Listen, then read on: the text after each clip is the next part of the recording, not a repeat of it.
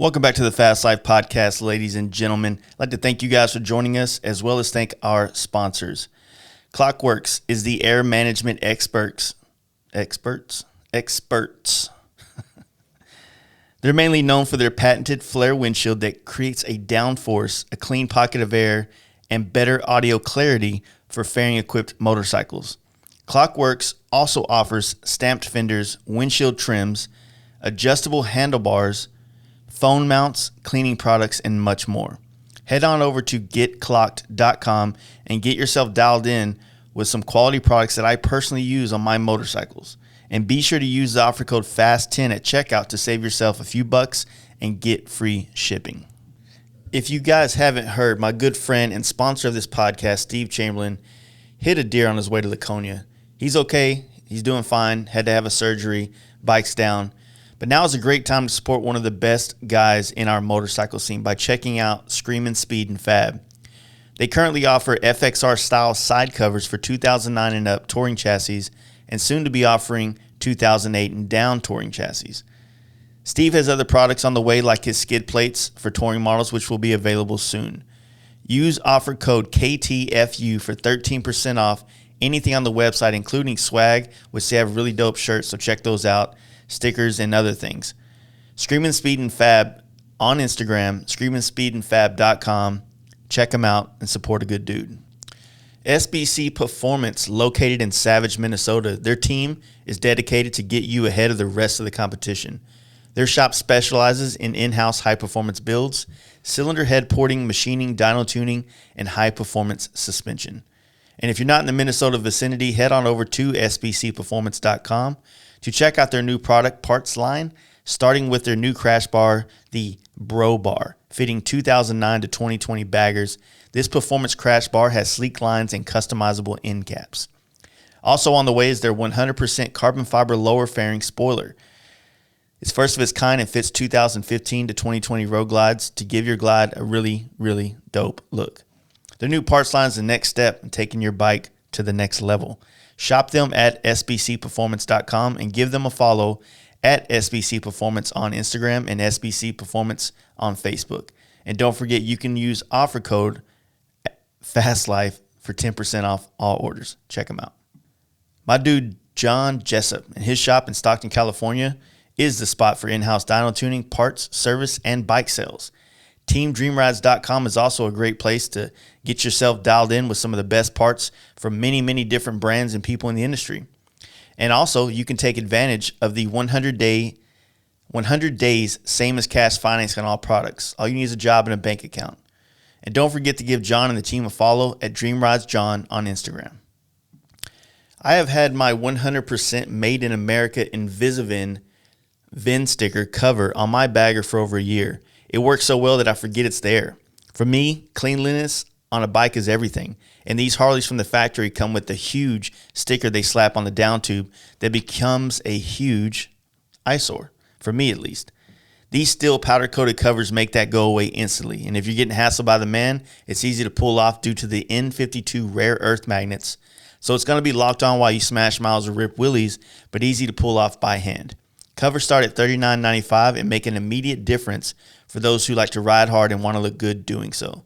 Head on over to Invisivin.com and throw that Fast Life offer code in to save yourself 15% off and give these guys a follow on Instagram at Invisivin.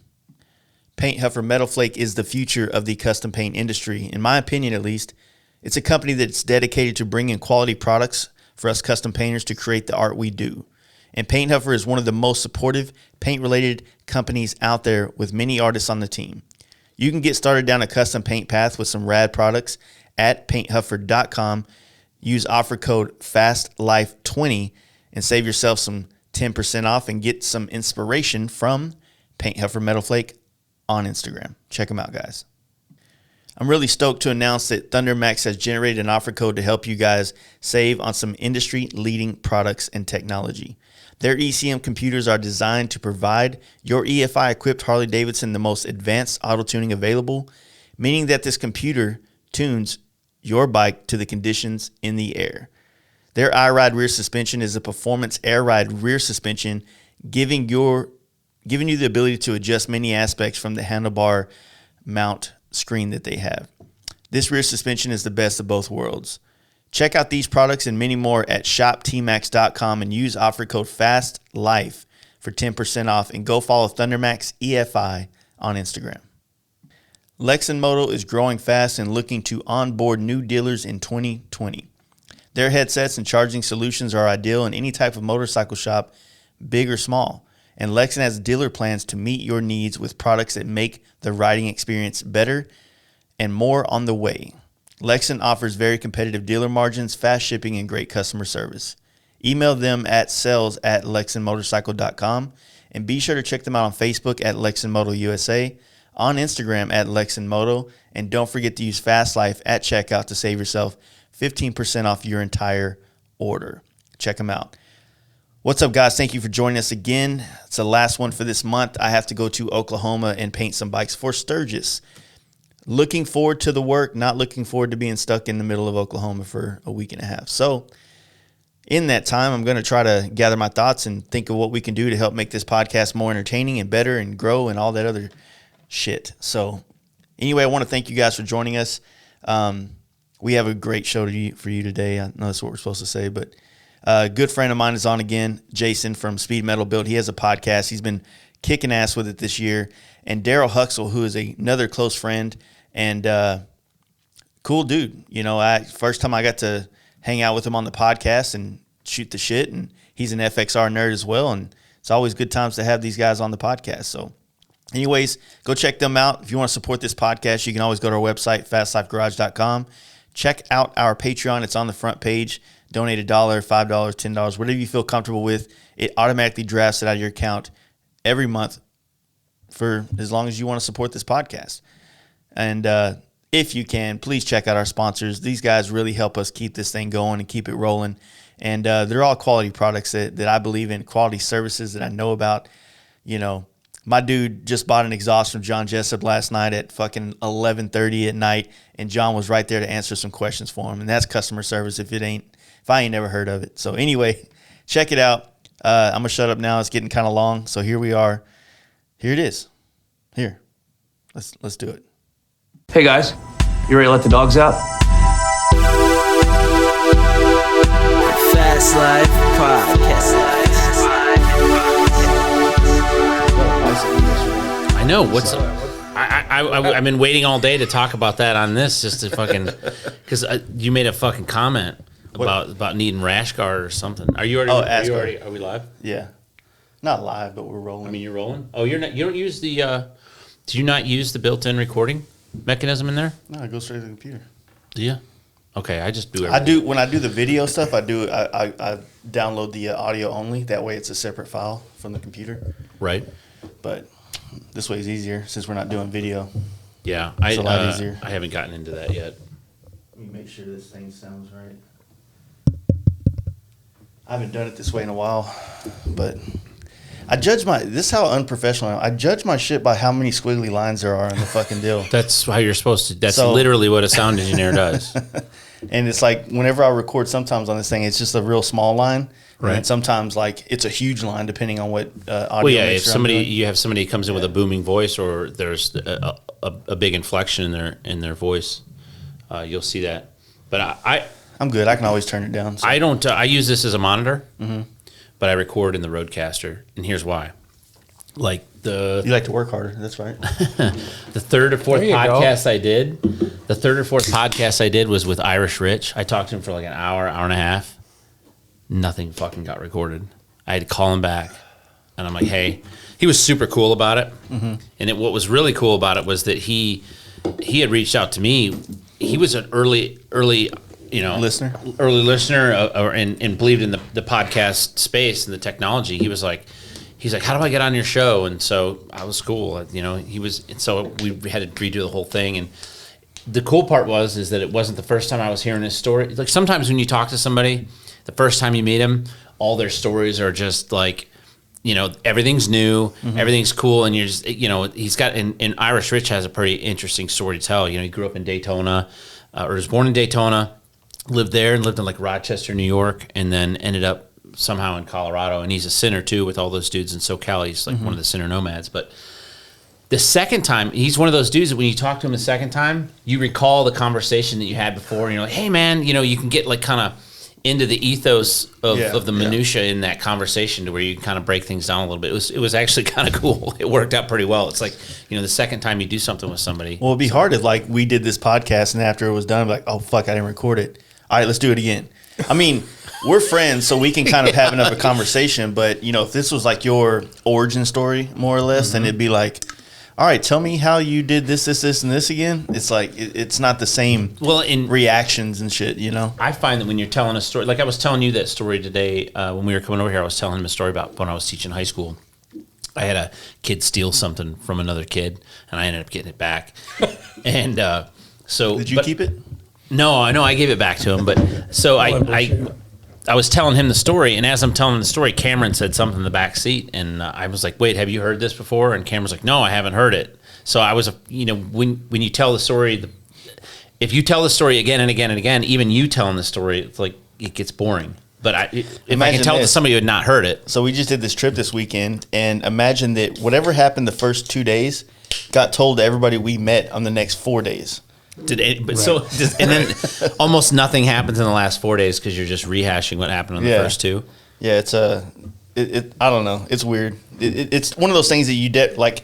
I'm probably the one that was telling the story over again. And I'm thinking to my buds, like, they're probably tired of hearing it. Me tell the same story to every new guy that we went and saw. Well, it's like when you take somebody who you have a relationship with, you've been friends for a long time. Like you and I would go somewhere, and you're like, hey man, tell Darrell about that time that we did whatever, and I'm like, again, what happened? You know what I mean? How was the trip? It was great. Yeah. Where did you guys went to the FXR Jam, didn't you? Yeah, we stopped by there. It's a cool event, man. The FXR Jam is definitely its own thing. You know what I mean? So I would say that the FXR Jam is very similar to our camp out. It's just that we're camping and they're staying in the hotels. There's amazing riding over there, as you know. Yeah. But man, like that really opened my eyes to the difference between people and FXRs. It's not just like kind of like our, or at least my small peripheral of the people that I've met so far. It's like, nerdy dudes. Dude, those guys are. Danny D said it the best, and I was at NYC Danny D's last fall. When I go home, he moved from New York to Detroit, but I was over at his place, and we were talking about the FXRs. He was like, yeah, fucking FXR nerds are like fucking the Mopar guys, Yeah. If you've ever been a car guy, which I know you were a car guy before, but the Mopar guys, man, they break down that VIN, and if it's just a six pack, was this a RT, was this a slapstick shifter, all them. They were all over the Tail of Dragon, trailering their cars out there and riding them on the Dragon and those other spots. So there was a bunch of like Chargers and shit like that out there. But no, the FXR scene is it's still dope though. Like the people there, it's cool that you have all these generational type dudes, like older guys, late 40s, 30s, 20s, all the way down. It's like bell bottoms. The FXRs are the bell bottoms. What? Here they got popular I gotta hear again, this right? shit. Go ahead, I'm listening. Go ahead. I wouldn't say they got I'm just waiting for No. I'm just saying saying they weren't cool when they came out. True, but I mean, that's kind of people hated on them. If you talk to old timers, people hated on them until they rode them. It's like a road glide. I had a 98 road glide. We all hated Softails when they just came out recently. And now I'm fucking trying to figure out how to get one. If you go back in my feed, I did not. No, I'm not getting rid of the bagger. I want a lowrider S bad. Those things are badass. Yeah. I sat on one this weekend. I was like, fuck. Fuck that FXR now. I'm going to sell that thing. Don't they have that 131 kit or whatever it is now, too? I did a 124, the M8 bolt-in S&S deal. I did it while I was on vacation over in England. It took me like a day and a half of not even like working on it constantly. That fucking thing is mean. Really? I tune it with an FP3, and Mike says, he's got an FXR with a fixed fairing. He's got a CFL. He had a Dyna. And then he got that. It was a low rider, but not an S. And we did the 124 kit. He's hands down best handling bike he's ever had, fastest bike he's ever had. Oh shit! So they're fucking nuts. What got me off of it because I was all gung ho about building the FXR, and then I fucked up and bought $1,000 worth of parts, and it was pegs and a rear brake. So my initial thought was, all right, these are available. I'm gonna go ahead and buy them. But then whenever I lay them on my toolbox, not that these products aren't badass products, but I spent so much money on the shit you buy at the end of the job. Yeah. So I should have spent $1,000 on like a suspension or having the motor redone or something like that. So it kind of like, man, it's like, fuck, man, that was a lot, man. Like, it just kind of like gave me a weird vibe. And then when I was in the FXR jam, my buddy Chris Harry, he built this RT that I remember seeing him building it online. But then when I saw it in person, I was like, it's just a stock paint job. It's just clean. Fucking powder coat was just beautiful on it. And I was like, fuck, that thing's beautiful. And I was like, I have no desire to go that hard on this FXR. I'm like, I don't need to build it then. I don't need to customize it. You're Yeah. done? Over. Not with this one. Do you have frame, motor? No, it's a whole bike. Oh, you got the whole thing. Yeah. But it's not that you're not. Well, first off, don't sell it. Yeah. Yeah, don't well, do it's a 94 FXR, so there's nothing special about it. Except It's for not- the fact that it's already got a spine shaft. It's got all like the Yeah, it's the got all better. the bits. It's all the shit that breaks that people complain about At the on end of the FXRs. day, It's got at the end of the good day, shit. like if you want to build and jump a lot of money in FXR, you want to do it on an RT, like an an RP, FXRP. something that's got like a, Yeah, a right. resale This value. fucking guy. Yeah. You heard about my deal, Tell you right? that story? Which one? Do you know about the FXRP I just bought? Oh, I thought you knew. It'll make you puke in your shoes. So I'm sitting. I wish Cam was here so he could tell the story. So I'm looking on Facebook Marketplace, and there you can see. You can see like the little thumbnail picture of what the ads for sale, right? Yeah. And in the picture, it's like butternut yellow, and it's all apart, and you can see the frame is like rusty, and I mean it's just the bike had been taken apart, and it looked like it was Was butternut yellow a stock color? Just No, I'm Okay, using just butternut checking. yellow as like it's not obviously not a Harley color.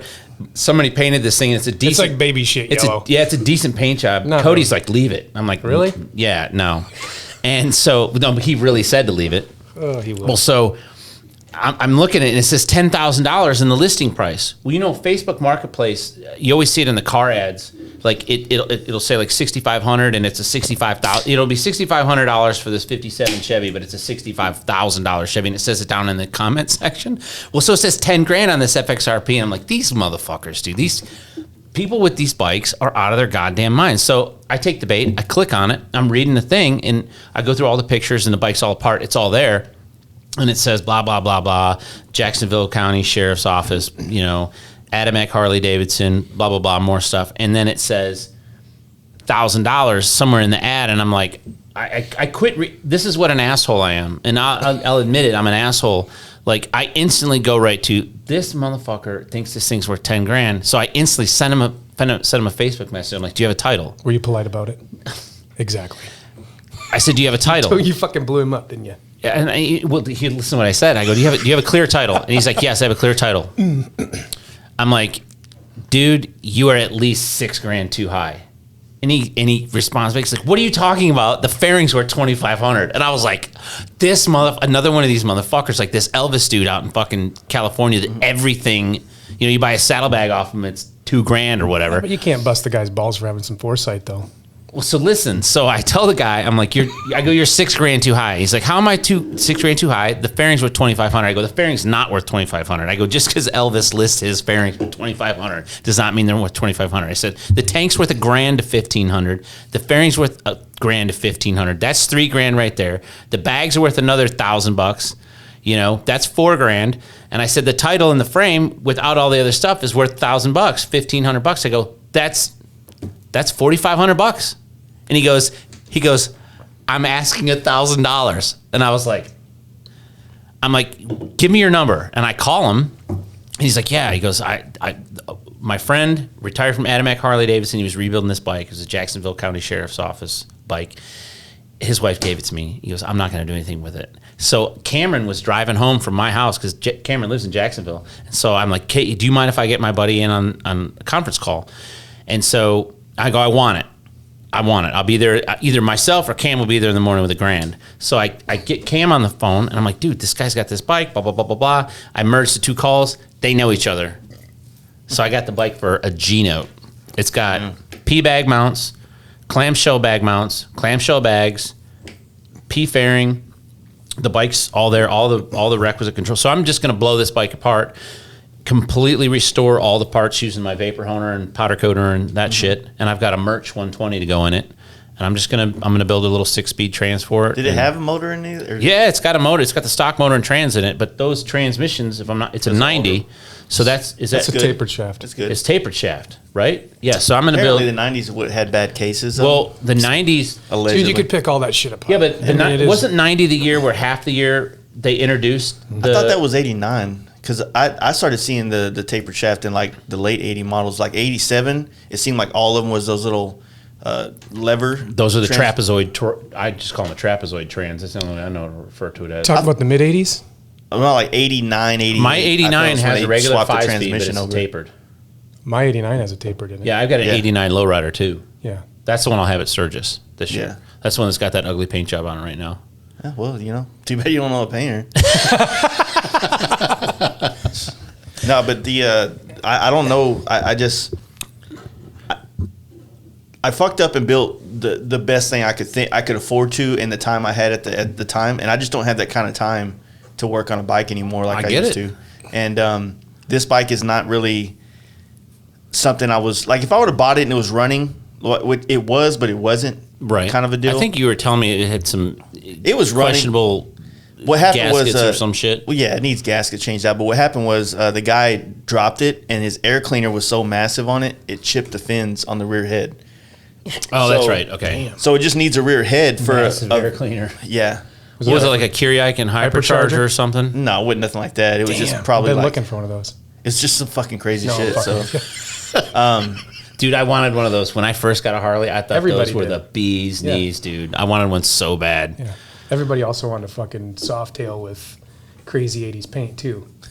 If I could find one though, I'd buy it. yeah, I don't know, man. It's just not.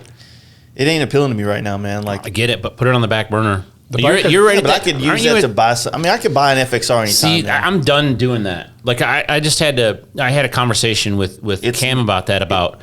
I'm tired of. I'm 47 now, so I'm tired of. I'm at a point in my life where I'm not giving anything back anymore. I'm not. I've acquired certain kinds of things that I want to have, and I'm done giving that shit up. If I want to sell something that's different than like, well, I want to have this over here, and so in order to have this over here, I've got to give up this over here. I'm not going to do that anymore because the fucking hourglass just got turned over, homie, and I figure I've got at best. 20 years at least. Yeah, if I make it to my dad's age, Yeah. it'd be 67. What I'm getting at is that at that point, I've got to have enough. I didn't do. You and I didn't. I think you did. When I got in my 20s, I didn't go get a good job and hunker down and work my Yeah. way through a company and put in a 401k and buy stuff. I don't have. I spend every penny I make. Not every penny. I spend most of the money that I make. I spend it on things. A bird in the hand's worth two in the bush kind of deal. Like every time. Here's the thing. Every time that things have gone awry and gotten shitty in the motorcycle business, I've always had enough motorcycle parts to get me through to the next push. But I'm done giving up the shit that I wanted to have. Like, do you understand what I'm saying? Yeah, I like mean, that? I want an FXR, but like I said, What are you going to get for that thing? $2,000? I'd probably get $3,000 for it, but that right there will buy What'd me. you pay for it? I mean, you don't have to tell me. Traded 2 helmets. There you go. Replacement Well, that's cost. three. That's $3,000. That's $3,000. Yeah, but I it's mean, 2 helmets to my buddy, so it's not a big deal. But the thing is, like I said, it's not a special FXR. It's not an RD, an RT, or an 82 for my birth year. Yeah. And I don't. In my head, I'm not looking at this bike with any kind of inspiration right now. So it's literally just a bump on a log in my shop. my thing is, okay, so the conversation I was having with Cam was to stop selling shit. You work to have things, to acquire things, and then when shit gets fucking sideways, you sell that. I'm not going to sell any of my FXRs or any of my motorcycles to make my fucking house payment unless that's the only option I have. You're going to sell it to pay bills. I don't need it for that. I'm looking at like, that's all I'm $3,000 saying, dude. They can go towards a newer camera or something else that I'm actually doing. That's an other things investment. with. Yeah. That's an investment. But And so, like you said, I don't have we didn't do the business thing. I don't have a savings. You might have been smart enough to start one at some point. I don't. I got an Acorn account because Ashton Kutcher's, clever. I've always told people like what I do for a living is just like what people do for tattooing. You know what I mean? I'm super blessed if you believe in that type of shit. I'm super opportunity like I can literally make a couple phone calls and take in a couple jobs that have been waiting to come in and have like $5,000 tomorrow. You know what I Right. mean? So I'm a little bit different with my money. Like I won't do that all the time because I know that $5,000 comes with a lot of work on the end. So I won't be able to travel. Yeah, you don't want to things overbook like that. yourself, right? So, but at the same time, anything under $5,000, like I don't look at that like it's unattainable or hard to get. Neither do I. But the things what I I mean? want now that I'm older are not $5,000. You know, they start at 10 or 20 or 30. Like, Yeah, I don't so- want a lot. I've got a nice house. I've got a good business. Here's the difference between like, and this isn't disparaging, but I one of my best friends back home is a floor guy, and he does very, very well. But he's always looking for more work. He has to stack more chips because he didn't ever go get a job where there's a 401k. He didn't, and he's got stocks and shit, and he does really well. But he's like trying to tell me like how I should be looking at my money, and I'm like, wait a minute. I'm here right now. The company that I created doesn't. They're working right now and selling parts and doing service and that. So I created. That's how I relieved pressure. Like I took on all that pressure. I take on all that extra work, and there's weeks where I work, 70 hours. There's weeks where I work 25 hours. There's weeks where I don't go in at all because I'm on vacation or whatever. Yeah. But I chose to create a business that. I'm a Henry Ford guy. Like, he said that any business that makes only money is a poor business. Well, there's several employees at my shop right now that they have their own businesses under the auspices of Cycle Stop USA. So they're making money for themselves at the same time they're making money for me. And I'm allowed to do these kinds of things 18 years in because of those foundational things where like you said, you're constantly you're like a tattoo artist. Yeah, unfortunately. But you don't even own because- like a tattoo studio. Unfortunately, in your business, I don't know how you would even do it. I mean, Area 5150 is the only paint shop that I ever knew that did it with any success in this business. And where are they? Yeah, they're long gone. But the thing about the thing that's hard to make my paint business grow is quality control. Mm-hmm. You know what I mean? And the reason, and I'm not saying that my quality is the most perfect, but I try my best to do the best quality that I can put out there. We all know that. But So- you've also built a brand too. Yeah, exactly. Your So the shit's thing is, on point. I don't know why you even say that. Well, Yeah. I mean, there's always levels. I mean, I could point out a million flaws in all my stuff, just like anybody else You could. could, we couldn't. Yeah, Yeah, I mean, but- but I'm pretty fucking picky about it. I've worked with So- some shitty painters, dude. Yeah, and that's because a lot of people, if I was fortunate enough of anything, when I got into this industry, I was very observative of the people I worked for. And I saw the money they made.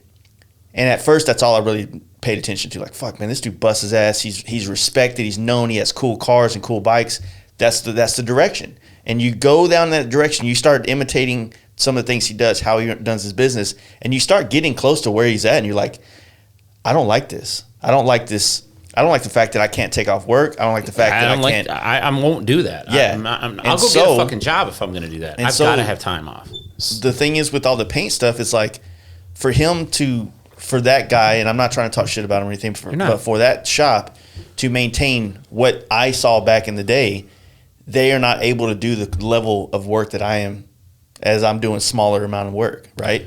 They have to do the same amount of price-wise, but times 5 to cover all the employees, all the overhead, when realistically I can do everything myself in the shop and know that everything's done right. I think, looking at your business from 1,000 feet away, now that we've been friends for a few years, and I've been here a couple times, and we've had some pretty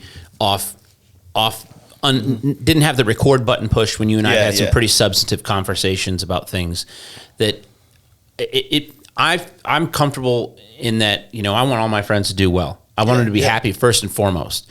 But you, I know, can be happy, can be healthy, and be well just doing helmets. So I know that when you're doing the podcast, if Jace is out in California spending 10 days doing that, I know that you're taking care. I know how you think now well enough. And I know the ebb and flow of work in and out of your shop because you're pretty transparent on social media, and you and I right now we're orbiting in the same circle with a lot of different things. So where I know if you're doing a motorcycle paint job, it's somebody you want to work with. It's a job you want to do. And you know what I'm saying? I mean, it's important. I got a great story. The quality about that. has to be. That's part of where the quality comes from. I've got a fucking bike right now that I'm finishing up for this guy that's a police officer in Tampa, and he'll never listen to this, but even if he did, and I tell people when I build a bike for you, we're probably going to have a pretty serious argument because number one, it's not your bike. If I build a bike for you, it's you own it, but it's my bike. It has to be done to my standards. Together, we'll parse out what that's going to look like. Well, there's two things to that, and I'm realizing that now. And I want to tell you this other story, but I trust me, it's burned in my head, so I won't forget it. Well, when it comes to that, because I've had the same concept. If I build a bike for somebody, then I want them to come to me for what I do and my look and my style. Like, right. I love your gold FXR. I want you to build a bike, and then he brings me a whole bunch of Boosted Brad style work. I'm like, man, like, that's not me. You don't like my work if you're bringing me that. Yeah, so the thing is that what I'm realizing the older I get in every aspect of this business, whether it's helmets, building bikes, or painting bikes, I'm just managing expectations 100%. Because people's expectations coming into a lot of things, especially with 15 years ago, when they'd come in your shop with they want to build a bike, and it was because their buddies, their local buddies, you wanted to be the best of that. Now I'm trying to be the best fucking bike builder on fucking Instagram, right? So every bike we do, it's not about like the local bike scene anymore. It's about owning the fucking repost pages for a fucking month or some shit. Yeah, we don't. And the internet allows us. I mean, shit, Darrell. We met each other in Sturgis. How about you introduce yourself on the podcast? Who? You know yourself, right? Yeah. Thanks. Darrell Huxsol, I'm from Minnesota. I've been an FXR dude for a long time. Yeah. Met Jason. Well, I met Jason through Instagram. Yeah. Him and I had it out on a post from Brad. There was that Yeah, one, you but you fucking blew me up. You went off you said that I tuned you up on something. Oh, I don't boy, remember what he it was. fucking- How did I do? I want to hear the story, and I'm glad that the What mic. was it? The Instagram tag king or whatever. Well, the fuck he said it was. so no, we met though. See, he wants me to tell the story. Now he's going to tell it. Go. No. when we met- Okay, well, you Okay, go ahead. had a question mark at the end of it. When we met in Sturgis, were you with Joe and all them? I was with Tom Edison that day. Was that the Iron Horse in 2016? Oh, in 2017, yeah. So Yep. who You had that just- fucking chromed out FXR? Were you with those guys? No. Okay, because there was like, I was with Joe and Chris, and we went to Deadwood and met up two other dudes from Minnesota. Chrome. It was like a chromed out candy red chrome frame FXR. I don't remember that bike. Oh, I know who you're talking about. I don't know the dude's Wait, name. was Okay. it Yeah, he is 2016 from or 17? Minnesota. 17. God, what the fuck is his name? Mr. Crinkle on Instagram. Is that what I'm it not, is? yeah, I do believe that's what his name Okay. is. But Okay. Yeah. because did it have a twin cam in it? I don't remember that detail. I just remember it had a chrome frame and we were all kind of. Because he rode out with Chris. Yeah, Joe no, rode out those with dudes. Chris and two other dudes from Minnesota, right? Mm-hmm. Yeah, I don't know. I'm not sure. But yeah. But okay, so this. But anyway, long story short, I put a couple tags on one of Brad's posts, and fucking Jason blows me up. And we go back and forth, back and forth, back and forth. Then a couple DMs. Then Cody calls me and he goes, "What's up with Hallman?" I'm like, "I don't know. I guess he got pissed about a bunch of tags on Brad's post." But long story short, I didn't see him in 18 because they skipped. Saw him last year. And the first fucking thing he says to me right out of the gate, "Hey, Instagram, how's it going?" And I'm like, is this how we're going to greet each other from now on? I mean, I seriously, didn't greet what you the that way fuck? today. No, No, but I don't really remember that either. But in defense of the whole situation, Brad is so I Instagram. This is 3-4 years ago, Mm-hmm. and Instagram I hadn't figured it out. I still haven't figured it out completely, but I don't. No, that's when the. the no, it was like so. It was the hashtags are a hashtag was mile big, long. and so Brad would now they limit it. You can only hashtag like 30 things or 32 things in a post. Well, you can hashtag as much as you want. You can only tag. Okay, you can tag. Yeah. Well, so Brad was like, and so you reposted something of Brad's, and I was like, I put "fuck your hashtag," and you were like, "What the fuck's your problem?" Da da da da. And I was like, "Oh, this dude's like," I'm like, Out of "Relax, context, man." yeah. It was because it's text, and I texted you, and I'm like, "Dude, I've been friends with Brad at this point." It was like 8-9 years or something, and you're like, "Oh, that's cool, sorry," or something like that. It was Yeah, like, "Yeah, I didn't I know mean, that," but I think Cody did call you. oh yeah, he called me. He's like, "What's up with Hallman?" I'm like, "I don't know, dude.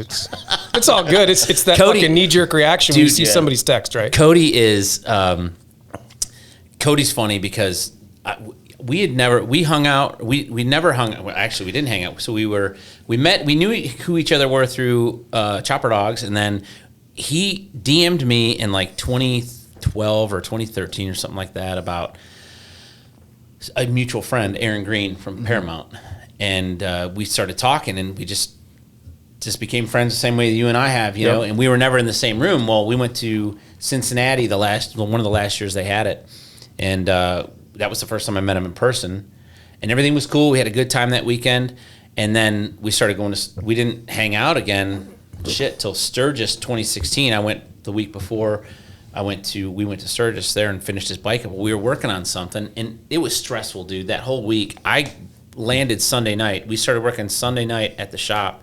I worked all day Monday, all day Tuesday, Wednesday, Thursday. I mean, and he had to keep his job going. So he would come over to the shop, give me shit, parts, whatever I needed, and then leave. He left me with his extra truck and keys, and so I could go around town and do whatever I needed to do, go to O'Reilly's or whatever. And I'm working on the bike like the whole time. We were doing, legit 14, 16-hour days, like 4 or 5 days in a row. And then I can't remember what we were doing, but he had one of those Riv Nut guns, and he was fiddle fucking with it. And I just instinctively, being an asshole like I am at work, I reached over and I took it out of his hands, and he was fumbling with it, and I took it and I fixed it, and I handed it back to him, and calm as day, he goes, "You ever rip something out of my hands again? We draw back a stump." And I was like, duly noted. I was like, man, I'm sorry. It was one of those things where I'll start getting excited or getting hot about something, and Cody's like, lock it down, because he's reserved around like his family and stuff. Yeah. Yeah. And I'm not. My kids have potty mouths, and Well, yeah, we have a swear jar. both of my kids will. That's a college fund right there. It's Yeah. already paid for. So. Yeah. We didn't even bother doing that. But that's kind of one thing you guys are overlooking, the beauty of your industry that you're in. Mm-hmm. How many fucking people do you know just because of motorcycles? Well, that's what I try to tell You know what I everybody. mean? Kind of everybody. Everybody in I know. our scene. Well, I mean, but for a guy on the outside looking in, Yeah. I don't work on bikes. Yeah. They're a passion. They're outside of work. I spend. So my good buddy Mark, and it's not, he has no ill intentions when he says this, but he's always said that like it's really hard for people that actually do this shit for a living to be close friends with people who don't. Well, that's why. Because they always want you to work on their shit or paint their shit. It's not just that. That kind of does play into it, but the way I have to be at certain places, or the way that people perceive our brand, you know what I mean, is different than if I was just like going to a bike night. Because I mean, it's super weird, and I hope this doesn't sound like super weird to the listeners, but when you go to a bike night sometimes, like here or anywhere, or like last year at Born Free, dudes were coming up wanting pictures, and like they listen to the podcast or they follow the page, and then they kind of want to like engage in that type of conversation that they hear me do on time. You know what I mean? All this built up. I did a meme the other day. I reposted. It was like what it's like sitting and listening on podcasts, and it's two people sitting in a chair, and the other chair has nobody in it, but it's got arms and legs, right? So it's like you don't get a voice in it. So I feel like a lot of times when people will see me, they want to interject their opinion they had about what. More than one time I've been driving down the road screaming at the radio over something that was going on at the Joe Rogan podcast. Usually because they're saying the wrong thing about a car or something. Oh yeah. And understandably so. But what does that also prove to you? Well, that we have a reach. Exactly. Right? Yeah, that we're getting. Yeah, I hate to think like that. But man. see, I get it. It's I understand creepy. what you don't want to let your head swell and shit like that too. But also think about it's having an impact some way. Yeah. You just got to figure out the way to control it the way you want it to. And that's why come there's back only to a you. couple of dudes in your circle, and there's only a couple of dudes in our circle. Like, I know this sounds corny, but before like the whole the Insta group and all that stuff, there was a conversation. Like, Cody's like, hey, I'd like to bring this person into the fold, and it's because we talk about shit that we don't talk about on the podcast, like when the mics are off. Yeah. You know what I mean? And that's kind of the thing is that like I'm not I trying to be will a dick, air but- out a lot of my shit to these my little Instagram friends group or my little guys here. I know what you're talking about. My group of friends here. Yeah, your crew. They hear everything that I should not be saying, basically, but I need to say it because Gotta get it out. I need someone to hear it and tell me what I'm not seeing right. Right. Well, it's perspective, but absolutely. and that's why our circle is small. There's only 5 dudes in our circle. I mean, you got guys. So I think that's kind of why The other thing is I've been in a weird place because my circle's been getting a lot bigger, and you and I have had this conversation before for many years. And here's what I'll tell you is you get that much over 5, you're kind of well, it's 6. we had that it was right in line with what you're saying. What I'm getting at is I want people that think we're being disrespectful or disingenuous is imagine the closest friends that you have in the entire world, the people that you can tell, all that shit to, you don't live by them. I live, 1,200, 1,400 miles away from him. I live 1,300 miles away from Cody. I live 4,000 miles or something like that from TikTok. My best friends in the world are, fuck, I can FaceTime them. It's kind of a good thing though, because I can see mine every Tuesday, and it gets a little annoying. Well, there is not them. there is a It's point where just- they're in your business too much. It's just that, like, what happens is when you have convenience, is that you have take it for granted. Exactly. It's easy to take advantage of it. So you have quality FaceTime. I mean, that's what I have with our dudes, the guys that are in our group is, I get to see TikTok twice a year. So that time that we're together, we try to pack as much Right. content into that. But I talk to him almost every single day. Cody, we don't, unless one of us is on vacation and not available, we talk probably 2, 3, 4, 5 times a day. Legit, like the most days, How many dick pics get sent back and forth? Yeah, that's 0. That's a great fucking question. None. I have not seen anyone's wiener. Dude, I saw one this last weekend in the bathroom on accident. Wait a minute. You got to hear. Listen, Cameron has. Hold on. Did It you was know in the Nashville. dude? No, it was in Okay, Nashville. that's good. Because that makes shit awkward. Cameron has the funniest wiener story. Dude, I was drunk as fuck. We were at like Jason Aldean barn or some shit on top of this roof. It was a dope ass spot, and Nashville was kind of dead, so it was like easy to get in. And I'm kind of one-eyeing it to the bathroom, and I walk in, and you know when you're kind of having a hard time seeing, you got to like sit there and focus for a minute to realize what you're seeing. Yep, it was a dick. Oh, What was he doing with it? He was pissing, but Okay. I just Like, was it like a trough? Did you jerk away or did you stare at it for a minute? no, I was like, oh. Sorry Didn't about need to that. see that. Yeah. Fortunately, he was like, I don't know, he might have a big ass hog because he was way on the other end of the fucking thing. What the fuck? No, listen to this. I'll tell Cam's story because that way, if he does come here, he can retell it because he tells it. Funny to hear Cam tell it. But so we go to Loretta Lynn's last year, and when we get there, we have. I was we had a bike in the BC Moto, which gets you like credentials. You can go everywhere except for backstage where the artists go for the whole weekend. But I only had 2 of those passes. So Cam and I gave that pass to TikTok because it was his bike in the show. So I had one, TikTok had one, Cody bought one, and Cam bought one. We were doing that glamping where they set up like that tent that's got an air conditioner heater in it and shit. And they're like, you guys have VIP showers so that you're not showering like in like a bathhouse type of situation, when you go non-rustic camping or rustic camping, and those shower houses are usually pretty fucking gross. Oh, this was the non-hotel trip, eh? Yes. Yeah, there you go. Which I'm okay with, but everybody else was not. We What's find wrong out with camping? No, I didn't have a problem with it, but at the end of the weekend, we found out that the VIP showers were up the hill by the venue. So we had been using these showers the whole time. We thought they were. We thought, well, I guess there's no real such thing as a cleaner shower. So we go in.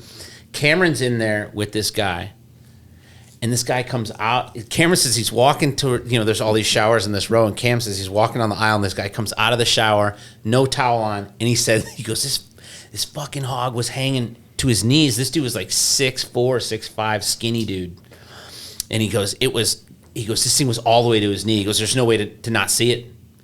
And so Cameron goes to him and goes, oh, we're doing this. We're not doing towels. And the guy looked at him kind of funny. And Cameron just assumed that he didn't understand him, like maybe he was French or something, because the dude kind of had that look. And so Cameron's like, gets into the shower and he comes out and he's like, dude, he goes, unfucking real. It was looked like an arm. And well, turns out this guy was one of the builders. For real. So they do like this little presentation where they give you this plaque and shit. The guy gets his plaque, walks by Cam, and Cam goes, congratulations, sir, on both accounts. And the guy looked at him and Cam goes, Wow.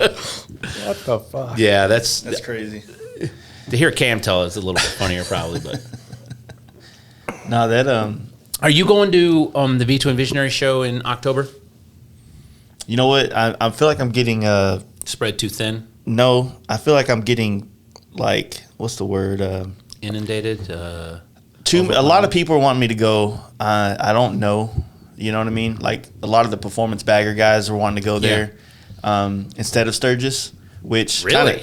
kind of sucks to me because a lot of those bikes in that scene are bikes that I've been doing this year, so that at Sturgis we would have this huge presence with our paint work, and now they all want to go to performance or V-Twin show, which I haven't been to his show yet. The Hot Bike Tour was fun for what I like to do, right? Ride bikes, have a good time. But as far as shows are concerned, it was This not. is more of a sedentary kind of show. There's riding to be done around there, and there's Yeah. going to be rides, but this is going to be like a mini rally.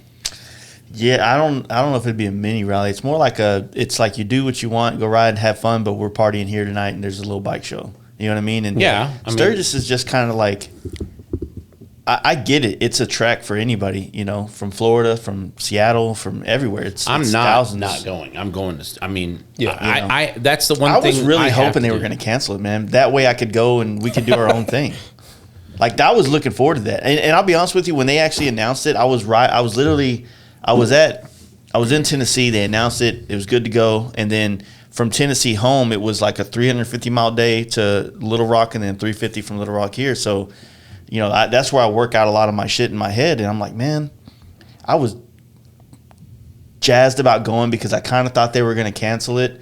And I thought that it would be the coolest year to go Say to that you went to the Sturgis. 80th and no one else was there, kind of thing. Well, you went to the 80th that they might have not deemed as the 80th. It would have been the real 80th. You know what I mean? Yeah, It was yeah, kind of yeah. like a much more low-key kind of back to its origins type of event. Just the people that I are. don't know. I'm a They're more going the merrier anyway.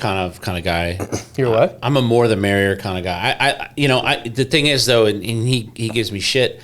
I don't go to Sturgis to ride, and I have to quantify that all the time, and it's because I think there's only so much. I only have so much bandwidth left at the end of something, and I don't want to ride all the way. That's a really far ride Oh, yeah, for me. you. I'll be honest, I'm not even looking to ride. If I had a truck that was going there, I could put my bike See, on a that's trailer the thing and is, get like, it there. this guy and has- then I'll ride home. This guy has been unmercifully Oh, I've- clowning on people for fucking trailers. Yeah, somebody has And to do now it. we find out. And now we find out that it's really just a matter of convenience at this point. If he had a trailer, he'd put one in it. But There's schools of thoughts for both ways. listen, on that. I want to get to. I don't want the event. I don't want my vacation to be the ride there and the ride home in 2 days at Sturgis.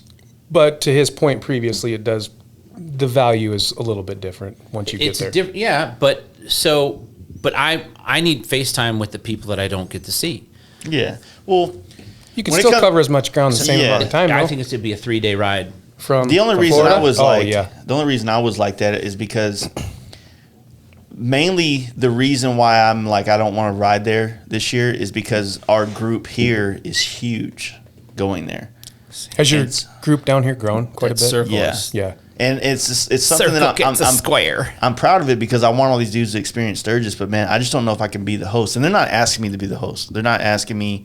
It's just that like I Heavy get in is the that head, my place friend. and I take on that role. But you also had a hand in that too. So Yeah, I Yeah. mean, in the inspiration There of you go. doing it. So now that everybody's going, it's like I'm stoked. But man, like I'm kind of, I like riding a lot, and I still have trips planned for the rest of the year. But like, I think I need some riding that's just alone. Like I need to go on some solo trips just to kind of just.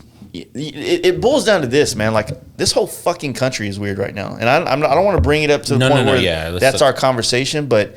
it does feel weird. Dude, we were in Tennessee, you know, in Johnson City, which is a small kind of college town, and then you know there was things that happened there that was along the lines of protest, which I'm not against at all, but at the same time, it just kind of, I don't know, like you know, you think about America and you just think like, fuck, man, like I just want to go ride and feel like. I just want to do. Chill out. Yeah, Yeah. you know, and Motorcycle everywhere shit I with went motorcycle was kind of friends. like a stressful thing. Dude, we were at Maggie Valley and some fucking redneck ass chick came up to us or to the group at the FXR jam and is like, hey, they're trying to tear down the statue down the street. Y'all guys down? Y'all bikers for Trump or what? And I'm like, I consider myself a conservative and maybe more right leaning on a lot of things financially. I'm a Republican socialist. I'll listen to anybody's opinion, but Yeah. I have my own. So Yeah, I'm probably more straight down the middle, if anything. But, you know, I'm like, wow, the world is so different in so many areas. And it's like you have all this shit going on that's like you're trying to appease all these different areas that are completely different worlds. They are. That's what people and don't they have to realize. Go work- to Appalachia. dude, I'm a gun owner. We live Yeah. in the Great White North. You know, we're kind of on our own planet up there some days. Mm-hmm. But when people ask me, well, what are you going to do when the Civil War comes? My answer to that is we're all fucked. Yeah. Yeah, You don't want it to come to that. No, and I don't think. Oh, I'll will. defend my house. Absolutely, you defend your house, but when it gets to that point, shit's too far gone, guys. Yeah, once it's on your front door, That 308 will shoot 400 yards, but there's going to be more than that coming. Well, so. you know, I say this a lot because, you know, my wife's family's from L.A. and I love her family to death, but some of them live in this bubble of L.A. and their perception of the way the world should be operating is under the fact of their county and not the fact that if you just go over the grapevine, you're in a different mindset. Right. You know what I mean? Right. And those go to mindset- Northern California where you Yeah. have some Republicans in California. There's a lot of dude, like Orange County is mainly Republican. There's a good argument for splitting. Just that because you state. classify yourself one way or another doesn't make you right. It's not so much. No, that. it doesn't. And I don't Yeah. I don't want to. No, I'm not saying you personally. I'm just saying in general. Exactly. When somebody asks you, "Hey, are you voting Republican?" Who gives a fuck who you vote for? Yeah. I'm done giving out. Vote for your best candidate. I'm done giving out my what's in my this bad neighborhood upstairs I don't- here. yeah. I'm done giving that out Dude, for free. yeah. Someone wants This to ask me, morning- I'll give you an honest answer. You know, Yep. we'll talk about that. Yep. But why? I'll always give you an honest answer. You may not like it, but you'll get my opinion. yeah, but I mean, why And do if you your want to opinion's know? better Nobody than really mine. wants anybody's opinion now. You're Everybody, exactly right. Everybody, I was telling my buddy this weekend. Conversations in the world today are people paying attention, waiting for you to stop talking so that Exactly. they can talk. They're not absorbing. They're Yeah, not listening. they don't They're listen not to taking hear. in. You know, they've already figured it out. They figured it out on a Facebook fucking meme, or they figured it out on CNN or Fox or whatever the fuck.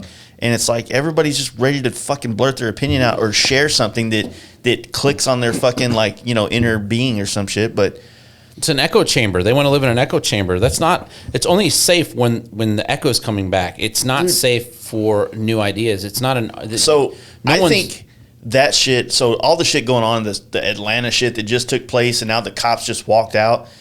I don't know. I don't know how I'm supposed to feel politically correct on any social media. I don't think you're supposed to feel politically correct. First well, off, you know, it's like you're if supposed you to feel what you feel. no matter how you feel, it's wrong to one or two people. Like, And it now always will be. And now I'm white, and I'm supposed to Absolutely, feel it always guilty will because be. I'm white, and it's like I'm supposed to do all this other shit. And I'm like, dude, like my life's hard too. You know what I mean? Don't get me wrong. I didn't grow up. I guess I could say that I have privilege in a lot of different ways than black. I will admit to that, but it's not like a fucking get out of a hard life free card for sure. You know, I can't. Man, there's a lot to unpack there. I mean, and then we don't have And to that go to shit that. could go really. Yeah. Well, no, I don't. I get what you're saying, I think between though. the three of us, I don't think it would go into a bad Yeah. place. I don't. No, know I that we don't have to believe go so, there. but We can talk. the about problem something is- else, but the bottom line is whether you're talking about politics or motorcycles, everyone has an opinion, and everyone is only right to themselves. And you're right. You have to. You want to fix this. Let me just say this. People are like, don't talk politics, don't talk religion. Right. I disagree with that. I think you need to talk about politics and you need to talk about religion. However, when you're talking, you need to listen to understand, not listen to respond. Yeah. You might learn something. When was the last time you had a constructive conversation? That both parties walked away, not so much in agreement, but also walked And an away understanding. satisfied. Okay, Yeah. so I'll just tell you if I can. I won't tell you who it is because he's in the motorcycle industry. But I have a friend. I posted something. I am pro gun. I am pro life. I am pro. You know, whatever you want to do as far as what in the under the guise of the law, right? Sure. I'm not. I'm fiscally conservative, socially liberal. Okay, you guys Do whatever you marrying want. guys. Right. That kind of, I don't give a shit about that. Right. But I'd made a comment about a socialist. It said a socialist is somebody who wants everything you have except for your job. Okay, and so I got a text back from somebody who's a good friend of mine. What does this mean? And I said, well, it means what it says. Yeah. I'm not a socialist.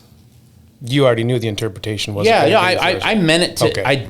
But this is the first time I ever posted something that somebody came at me with, instead of just a straight up "fuck you," like, "Hey, what did you mean by this?" So it took me by. I'm ready to fight. I'm always ready Yeah, to fight, sure. whether it be verbally or physically or whatever I have to do. I'm used to confrontation. What I'm not used to is listening to understand and understanding that everybody doesn't have the same fucking shitty idea that's in my shitty head. Yeah. So I get a text. I'm like, it means what it says. So I get another text message. Are you at your shop? Yes, I'm at my shop. They came over. and we had a conversation. And I'm like, "Are you a socialist?" I'm like, I asked him. He goes, "I think I am." And I'm like, "Oh, okay, wow." And I said, "You own a business, therefore you are a capitalist." And he didn't want to, he wanted to talk to me, but he didn't want to argue with me, which I appreciated because I respected him. It would be like me and you having a disagreement, or me and you having a disagreement. Yeah. I respect you both enough to where I'm like, okay, I've upset my friend. I've done something wrong. I'm smart enough to know that. So I need to choose my words carefully so that I explain myself so I don't destroy friendship. And so we did that. And I told him, I said, look, man, I believe in God. I believe in guns. Which one? I believe in country. I believe in a deity. That's all I believe in. Whatever God you want, I believe in that kind of thing. You know what I mean? Like the only, and I did tell him this. The one thing that gets me through my everyday life is my belief that my dad's in heaven. Yeah. Because my dad's the only person I ever really lost that was close to me. So I need that. And whether it's true or not, it doesn't matter, because faith is belief in the absence of proof. And that's what I need to get through my day to day. And maybe I'm corny, maybe I'm an idiot. No, what I respect about that is that in the years we've known, you've never said, "Hey, man, have we talked about your Savior, Lord?" Can I tell you about my Lord and Savior Jesus Christ? Yeah. So no, I don't push that on anybody, but that's what I need to get through every day is the belief that my dad's upstairs looking down on me, and that I'll see him again someday. That's as far as I go into religion. I believe in karma more than anything. Yeah, right. But when we were done having the conversation, we both agreed that we don't see eye to eye on everything, but we both love each other. I told my friend, I'm like, I love you. You're my friend. I care about you. And this is what I told him. I said, with my kids, I'm a communist. To each according to their need, from each according to their ability. I expect you, if you can't get all A's, I expect you to work your ass off for the C's that you get, okay? No fucking half-step in here. Big Daddy Kane shit. With my friends, I'm socialist. If I have it and you need it, it's yours. My friends have keys to I've told you this before. Yeah. My friends have keys to my shop. They have alarm codes. They know where my money is. They know where my parts are. If they need it, they can have it. But when somebody walks through the front door of my fucking motorcycle shop and walks up and goes, ding, God damn it, I'm capitalist. It's the day is long, and you will pay for my fucking time. I get $96 an hour. How many squares do you want? Right. End of. And that's all I can say. And you can get mad at me if you want. You can disagree with me if you want. You're entitled to it. But I created, you did too. This place here that you've created for yourself is fantastic. I love coming here. I'm proud of you that you have a studio for doing this. I went home and built my studio because you have your studio. Yeah.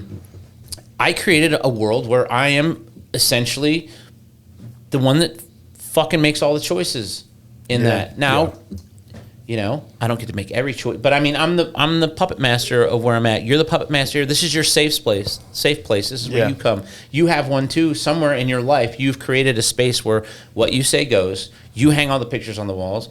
You are the one that sets the thermostat. That's all it is. I got the thermostat, but the pictures on the walls, that's not bullshit. That's my wife. No, I'm talking about like your garage, or you know what I mean? Well, yeah, in the shop, that's my deal. But that's yours. You don't fuck with the house, dude. That's on her. Yeah. My wife, I've got all these crazy ideas of things I want to do in my house. We just bought all new furniture, and I wanted to buy it. Have you ever seen Sofa Dreams on Instagram? There's a page I follow called Sofa Dreams. I'm not old enough yet where I pick couches and beds. Is it a sofa or is it a Davenport? I don't know what a Davenport is. It's a fucking couch. Listen, if you're listening to the Fast Life Garage podcast, go follow Sofa Dreams USA on Instagram. They have the dopest furniture. It's all futuristic, modernistic, LED lights and stuff. Like we have a room in our house. It's like a porn studio. No, it's nothing weird. Yeah, it's just really kick-ass couches. Well, Karen was like, "Nah, we're not doing that." Wow. An acrylic couch and porn. Do you think that would work out? Acrylic couch. I'm waiting for them to bring back sunken living rooms and 4-foot-high shag carpet. That'd be dope. I fuck with a sunken living room. Dude, we had a sunken living room in one of our houses. It was pretty dope. It was built in like 72. Yeah, so it was right at the apex of the mid-century stuff and stuff. Yeah. Back when people used to talk. Yep. Yeah. Nowadays you only talk with microphones. The only conversation microphone in your face. Yep, there you go. That's funny. Yeah, it's all weird, man. Like, so I mean, the trip it just put a weird vibe because it's the first time I've really traveled during all this shit, and the response and how different areas are reacting to this COVID shit as well. Like this morning, I need to go put new tires on the back of my car before I go to Covington next week. I've been going to the same tire dude for 6 years to put tires on my car, and I drive up. There's nobody in the shop but him, and I drive up, and me and this dude follow each other on Instagram and shit. I walk up, and he goes, "Hey, nobody allowed in the shop without masks on." I was like, "Fuck all the way off." I left and went to Discount Tire. You know what I mean? That shit is gay to me. Yep. Dude, I won't. I had to wear a mask today on the plane. Yeah. And so I made this shirt last night. I went to Hobby Lobby, and I bought these letters, and I bought one of them. Yeah, they're a little crooked, but it's all good. I wanted it to be on purpose. I wanted everybody to know that I took That time is- out of did you my make that fucking this That morning? is close last enough to night. where you Last tried. That's close enough to where you tried. I tried, but I wanted everybody to know that I took the time out of my busy Yeah. schedule to make my own T-shirt. Man. Well, I was concerned you had a 6-year-old. I didn't know about making you T-shirts, but whatever. No, and I had to. And It looks good. it's not bad. I just did it to try to piss people off. I have another one that I wear when I fly sometimes. It says, "Go ahead, call the cops." Yeah, just the whole thing, man. It's just kind of like it's I guess what I'm trying to say is like it's all fucking with me in a different way that I think that I'd never really anticipated it. Because Yeah. we joke about it when I'm don't with think my it's gonna hit friends. you. We're like, yeah, fuck these nerds, you know what I mean, and all this bullshit. But then it's like at the end of the day, it's like I got to live in the same world as these people, you know. And I'm not saying that they're not right and I'm wrong. I'm just saying that this shit is fucking weird and it's starting. I'm not saying that they're not right now. So do you think, because obviously when it kicked off, the interaction with somebody else for me was vastly different. Yeah, Because yeah. you're looking at somebody and you're like, just like today, I get on that fucking plane to come down here. I got a mask on. Everybody else has masks on because that's American Airlines policy now. And I'm looking across the aisle at Social some conditioning, dude. 50-year-old lady or 60-year-old lady or whatever. And I'm like, am I willing to go down in this COVID canteen with these fucking people right now? You know? It just, it changes your perspective It quite a pisses bit. me off. I got on. But so I many think the fights one thing online. it does make you do, it makes you value the fucking friendships with the right people. Yeah. And hopefully we've all lived long enough. I'm in my mid-40s. You're slightly older than I am, and you're well younger than both. But Some would say. But you pick the right fucking people. to What hang it out did was like I think one of the things that gets lost, and maybe it's because of social media, is that we really need human interaction. We Absolutely. need friendships. We need Yeah. we need to be around places and watch a game and everybody's on the same team. You know what I mean? But now it feels like that thing. It's like we're so divided in so many ways that is fucking with me. I think it has to divide right now. I get it because everybody is trying to figure out what team they're on, and that sounds bad. But what I'm getting to is that people are trying to figure out where they fit into. How about people that have not like us? Like you have one employee, right? I got an apprentice. And people I that can't come in afford here, employees. and people that come in here you already know they're coming for the most part, right? Mm-hmm. Me, I got customers that come in, but the people that I work with are the same people, and it's a small group. But there's people who work at Geico Insurance or Amazon. They work with a very diverse group of people, right? People are not sure what anybody's thinking. Right. You Yeah, know, but and so they don't know that- how to start the conversation what either because pisses you don't me want to off, get in though- trouble because you're in HR, you lose your job over. I don't have an HR department. We don't have a complaint department in my work. What makes it hard for me is that around the motorcycle industry and the friends and all this shit, we're all normal as fuck. And we go to Walmart and everybody's normal as fuck. But then if you see those same Not at my house, Now, dude. wait I a was at minute. Walmart last night. No, think about it. You go to Walmart, everybody's just there. They all herd in. They don't even fucking think about the fact that there's 500 something people crammed in a 5,000 square, or not 5,000 square, or whatever, 50,000 square foot building. But can we just talk for a second rationally about? Okay, first off, 600,000 people a year die from cardiovascular disease in this country. For sure. Okay? And I followed the COVID numbers like all the way up to my wife's cousin he's 28, had to get a heart valve replacement. And I quit posting every day about COVID numbers. And all I did was post the numbers. I didn't post like any any kind of a. It's got a 1986 Casio watch or something. It's a G-Shock, dude. No, no, It's a G-Shock. it's a Shock G. Sorry. Humpty Dance.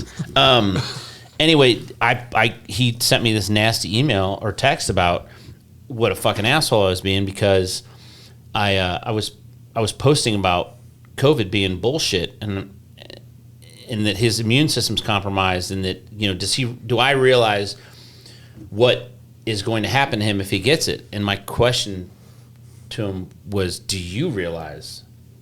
Yeah. Do you realize you're 28? You're getting a heart valve replacement. You have to take rejection medicine the rest of your life. Your immune system is compromised for the rest of your life. You can't get a common cold. You can't get the common flu. The common flu kills 60 to 80,000 Americans a year, anyways. Every year, with or without it. That's with a vaccine. Because my mom's an old white lady that goes down and she gets her vaccine in November as soon as Walgreens is doing it for free. You know, people are overshooting. It was a money grab. It was a money grab. I know several people that. What sucks is this is the first year of Darrell's my life. recoiling. If you could see, hear me out with the money grab part of it. It's a manipulation of currency. It's a manipulation of people. I believe that. It's a redistribution of wealth. 100%. We don't know what's going to happen. Listen, we don't know what's going to happen when a new disease comes out. It doesn't matter where it came from. I don't listen to any of the conspiracy shit about the Wuhan, this, that, or that's from a bat, not from a bat. Since y'all are older, did people stop fucking when the AIDS thing came out? No. Dude, I was 6. My point is that cardiovascular disease kills over 500,000 people a year. We're not slapping hamburgers out of fat people's hands. You know what I mean? Another 160 to 180 die from neurological diseases in this country. Yeah. You know, this is an opportunity for lots of different businesses. If you owned a fucking latex glove company this year, you killed it. This last quarter. If you owned a mask company, you killed it. If you sold PPE in this country and you were kind of on the cusp of being successful, so you've killed it. This is the other thing that's bothering me. The PPP money, businesses Did you tell your story yet? Businesses that needed it didn't get it, and businesses that didn't need it got it. I didn't need it, and I signed up for it, and I didn't get it, so I'm not mad at it. I didn't even get a fucking rejection letter. And you know what? I did need it. You know why? Because I pay my taxes. I stayed open. You know what? This pissed me off. We have family that lives in Michigan, and they'll never hear this, but my nephews all are servers at Red Lobster. Mm-hmm. They make about $200 to $300 a week, sometimes $400 a week. They're all college students. They got, immediately as soon as they got laid off, they got $200 a week from the state of Michigan for unemployment. Then they got $600 a week COVID money. These kids, they came down, stayed at our house. They're renting jet skis and going to swim with the manatees. And so they're not even selling the idea or the concept of socialism anymore. They're paying you to fucking take it. Yeah. You understand what I'm saying? And they're devaluing the dollar in the place. And I'm smart enough that we're all old enough to have that conversation. It's important. I don't give a shit if you sell pencil erasers. They've created the difference between the really wealthy people is so much different between, I guess, the 5%. You know, the 1% so far beyond the rest of the country, basically. Yeah, right. And then you take all the people going into college that are going for jobs and going into careers that we all grew up. You had to be, you know, if you were a lawyer, if you were a doctor, if you were, you know, those are the two main ones they wanted you to go down. But then in my generation, it was go to be a computer programmer. That's the next. Right, well, they're still pushing that. Yeah, and they're pushing that, but the truth is, like, there's not enough jobs out there for all that shit. No, there's not. And check it out, dude. There's a $6 million 6 million person deficiency in skilled trades in this country. True, but nobody's putting any money on that. Nobody's giving Mike Rowe the time of day to get on anything and talk about it. No, but those motherfuckers are still making money. If you're a skilled tradesman, dude, I got a buddy who owns and so that's what makes up a lot of makes up a lot of the motorcycle industry is people that work with their hands. Yeah. I'm not saying that it ain't all that. I mean, I got a buddy that's a banker. They rode on this trip with us, but the rest of the guys are in the oil field. The other guys that I hang out with on a daily basis do ACs for a living and work on cars and do all these other things. It's a lot of blue collar work in the motorcycle industry. So that's why I feel like so many of us have a hard time. We're kind of all on the same page. Like, I don't feel like any of us are against each other unless you're talking about all the California dudes that are trying to please marketing companies to try to get more money for their little Instagram fame type shit. So everybody's like doing all this COVID this and all this, you know what I mean? Like they're playing on the word shit, you know what I mean? Exactly. So that was my whole point. That's why I did this. That's why you did that to piss people off. Absolutely, but it made so a point. Chopper. It made a point. Chopper, dude, man. Yeah, it was just. It was But I agree with what you're It was doing. just I mean, gonna, yeah. it's just gonna. No. What I'm a late 40s. Some would say somewhat successful white male. I don't have a lot that I can protest, or I don't have a voice in that. I'm not being oppressed. I've never felt like that. I felt like that. I put one foot in front of the other. And I guess what going back to that just for a tad bit, it's like it's not that I don't. Put it like this, all the shit that's taking place, I'm not saying that the riots were right, good. I'm not even going to comment on that. All I'm saying is that I hope that after all this shit, something positive changes for the better. I really do. That's all I hope that happens. Hey, dude, when a wildfire goes through a forest, that fire puts out enough nitrogen in the soil to where almost anything will grow there, and you get some pretty goddamn nice forests out of things that were controlled burns. Yeah, I mean, like I said, I completely agree that there's a big disparity in the way that black folks get treated by cops versus white folks. 100%, and especially after the last fucking 10 years of that shit being videotaped. Because of us having, it's like, whether it was always going on or not, the fact is that now we all know about it, and it's sad. I'm not going to say it's a systemic toxic problem. I'm not going to comment, because my opinion doesn't matter. It doesn't, but at the same time, like, I'm not going to be a little bitch and get on fucking line and start white shaming myself. I don't do that either. No, I don't do that either. I've never oppressed anybody. Yeah, I don't have any intention. I mean, I'm sure I have, but I mean, it's not. I wouldn't do it on purpose. Right. I'm trying to get to the top, man. If you're in my way, you're in fucking my way. You know what I mean? Well, I agree with that line of thinking. As long as it's there's no. I'm not going to hurt somebody. I don't want anybody to be gone bad, but I don't want to. Life is a competition in every kind of aspect. My opinion is, if you're paid to dig a hole and you dig a bigger hole than I do, you should be paid more. Yeah, that's how it works. Yeah. I don't care if you're pink or purple. It doesn't. No, matter. yeah. And that's what it boils down to. Is it's like. And I'm not. At the end of the day, man, we're all fucking struggling to live this quote unquote American dream. We're all trying to figure out how to get our piece of the pie. And some of us are taking what we said earlier. You get the good job in your 20s and you fucking take that route. I'm not saying that's easy because I didn't do that. I don't know what that's like. I couldn't do it. But I think we all know that I'm not very compliant. Yeah, but I don't know either. So I don't, and they might know what it's like to try to be self-employed or not. I don't know that either. Dude, that scares the hell out of people. Can we talk about that? That's a good place to start a new line of conversation. Is when I'm talking to somebody about, I meet people all the time they seem very enterprising when you're having a conversation with them. You're away from work. And you're having a conversation with them, and they start telling you their ideas and how they view things. And like you said, you keep people in your circle that aren't in the business, but so you can tell them what's going on with your business, and they can say, "Hey, have you thought about this? Have you thought about that?" Mm-hmm. And you talk to these people that are so creative, and their minds are so like they're 2 and 3 steps ahead of even what they're saying. By the time they get to the end of their conversation, you're like, "Man, you need to go into business," and they're like, "Whoa, nuh-uh." Well, yeah, but sometimes, and I'm like, comfort food is not to be enjoyed in large quantities. It's like I was talking with Cam. Cam's a lot younger. He's even younger than you, and he's quite a bit younger than me. He's like a little brother. And I, was talking to him the other day when I was telling you about, giving things away that you earn, giving things away that you have, and you're not supposed to like base your life or your value off of what you possess. But you said it earlier. It's hard to get some of those things, and you should appreciate the journey that it took to get something, and not just wash it away when the first time things get tough. And he's done that several times. And I'm like, look, you're married now. You have people expecting, that are relying on you. You've got to quit giving away. I would rather work twice as hard for half as long to keep what I already have and maybe get a little bit more than to give it away and relieve the pressure, because that's all money does. Money doesn't get me up in the morning. That's a weird thing, to be an entrepreneur and be a capitalist and feel like, if the job, you say it all the time, if it's not the job you want to do, you're going to pass. There's another guy out there. If you want a bike that looks like Boosted Brad's bike, go to Boosted Brad. If you want a bike that looks like a bike I build, come to me. Mm-hmm. You know what I mean? There's an ass for every seat.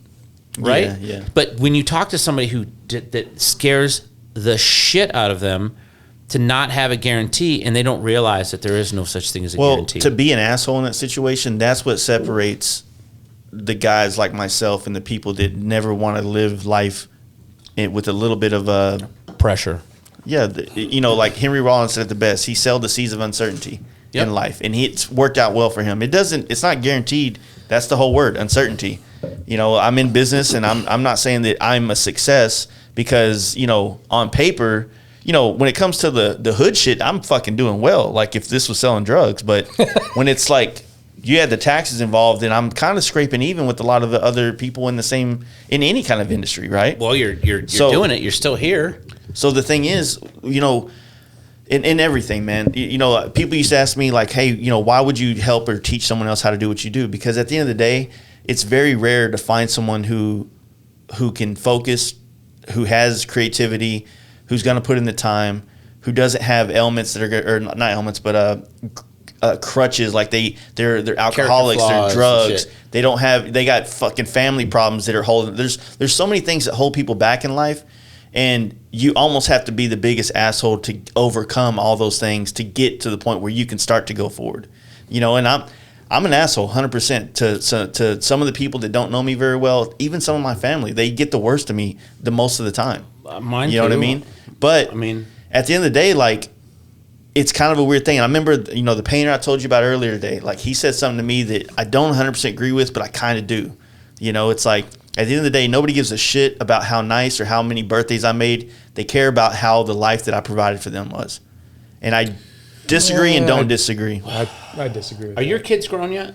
Yeah, they're, well, two Are any of them out of the house? Yeah, Michael just moved out last Thursday. Okay, so I know that you're. So do it this way, though. Think about it in this mindset. You busted your ass. You provided your whole family with a lot of very nice luxuries in life, Yeah. but you weren't around. Yep. You That's what I want to talk. take that's what them I wanna away, speak on. and you give them what they didn't have. It's a grass is greener syndrome, 100% all the way across the board. I And think so- you're probably going to end up with two different individuals, though, if you run that narrative. Here's the thing, and this is just the bad neighborhood up here talking. When I got married very young. Okay, I had kids very young on purpose, because now I'm 47 and I don't have any kids living at home. Mm-hmm. My oldest daughter's married. She's been married a year and a half. I kicked her out of the house about 4 years ago because she didn't follow the rules. You got to follow the rules. And so we were talking a couple weeks ago on my birthday. We were at a birthday party, and we're all having a good time. And I said something to her about, I said, I don't know, was I a good dad or not? You know, when we were just talking, I wasn't getting heavy or anything weird. Yeah. She goes, you were a good dad. She goes, you were selfish. And I said, how was I selfish? She goes, you're selfish with your time. And I'm like, okay, but here's this has always been my rule. We're not raising children. We're raising adults. Mm-hmm. And so at 24, she has a 5-acre, She's doing better than me, yeah. She owns a home. She's married, owns a home. She is you've heard of Publix grocery stores, have Yeah. you? Mm-hmm. She is a personal assistant of the vice president of Publix. I mean, that's the job. She said in high school she always wanted to work at Publix, and I'm like, well, go get a job. She's like, I'm not. She's like, that's a weird one.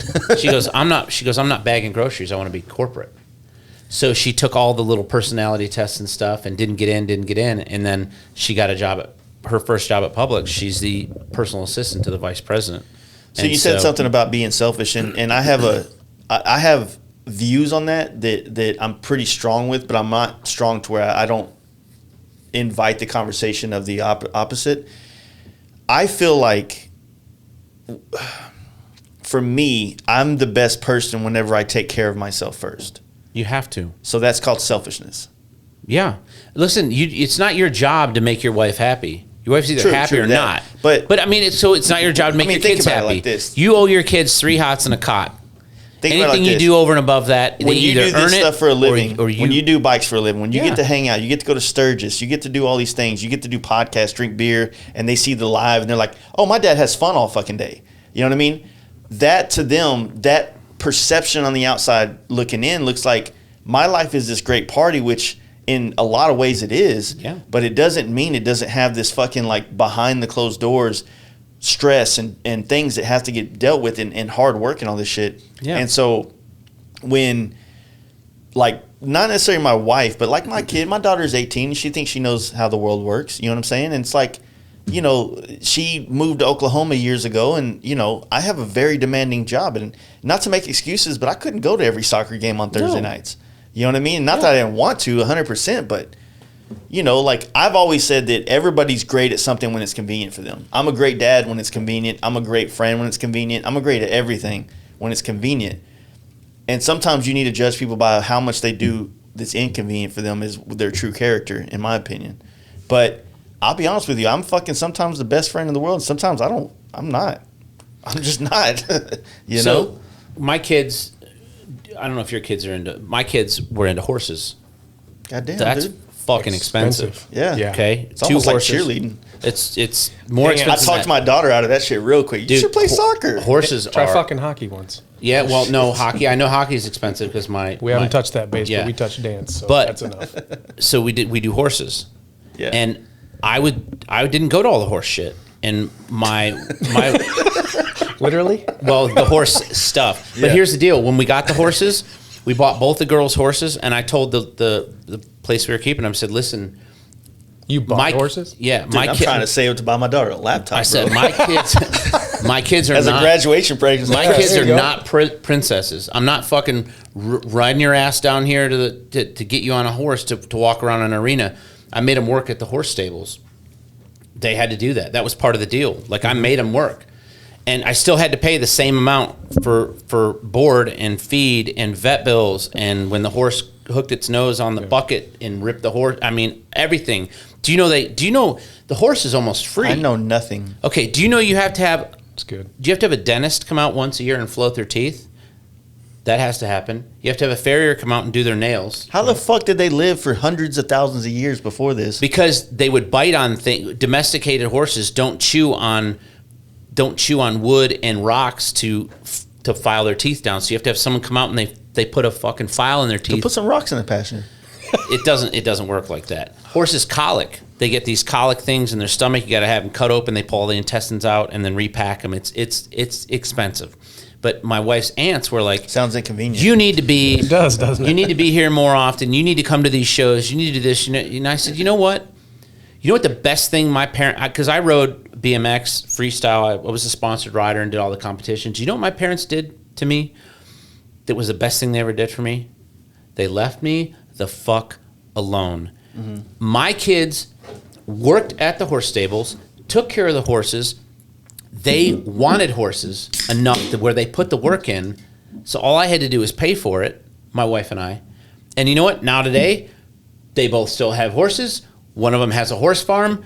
They still go out there and they do all the shit. I know for a fact that they like horses because I'll fucking eat them. I tell them all the time, I won't ride them. I won't feed them. I'm not petting them. I'm not talking to them. I don't care. I don't care. I heard they make amazing steaks. But my kids are say that in the very Bible. my kids are very adept at whatever it is they're doing because I left them alone, and that's what I told my daughter. I said I left you alone to do what you wanted to do. I didn't vicariously push you into some sport that was unhealthy for you. I didn't make you fulfill my inadequacies that I didn't do because my parents left me the fuck alone. Yeah. I did what I wanted to do. And when I didn't want to do it anymore, now, to that end, this is the last thing I'll say about this. If they started something, they had to finish it. Mm-hmm. Shelby wanted to join cross country. About 2 practices in, she didn't like it. And I said, you know what? The season ends in about 2 months. When the season is over, Keep running. so is your cross country. Let's get going on the track. Right. You know what I mean? So I make them finish shit. And because of that, my kids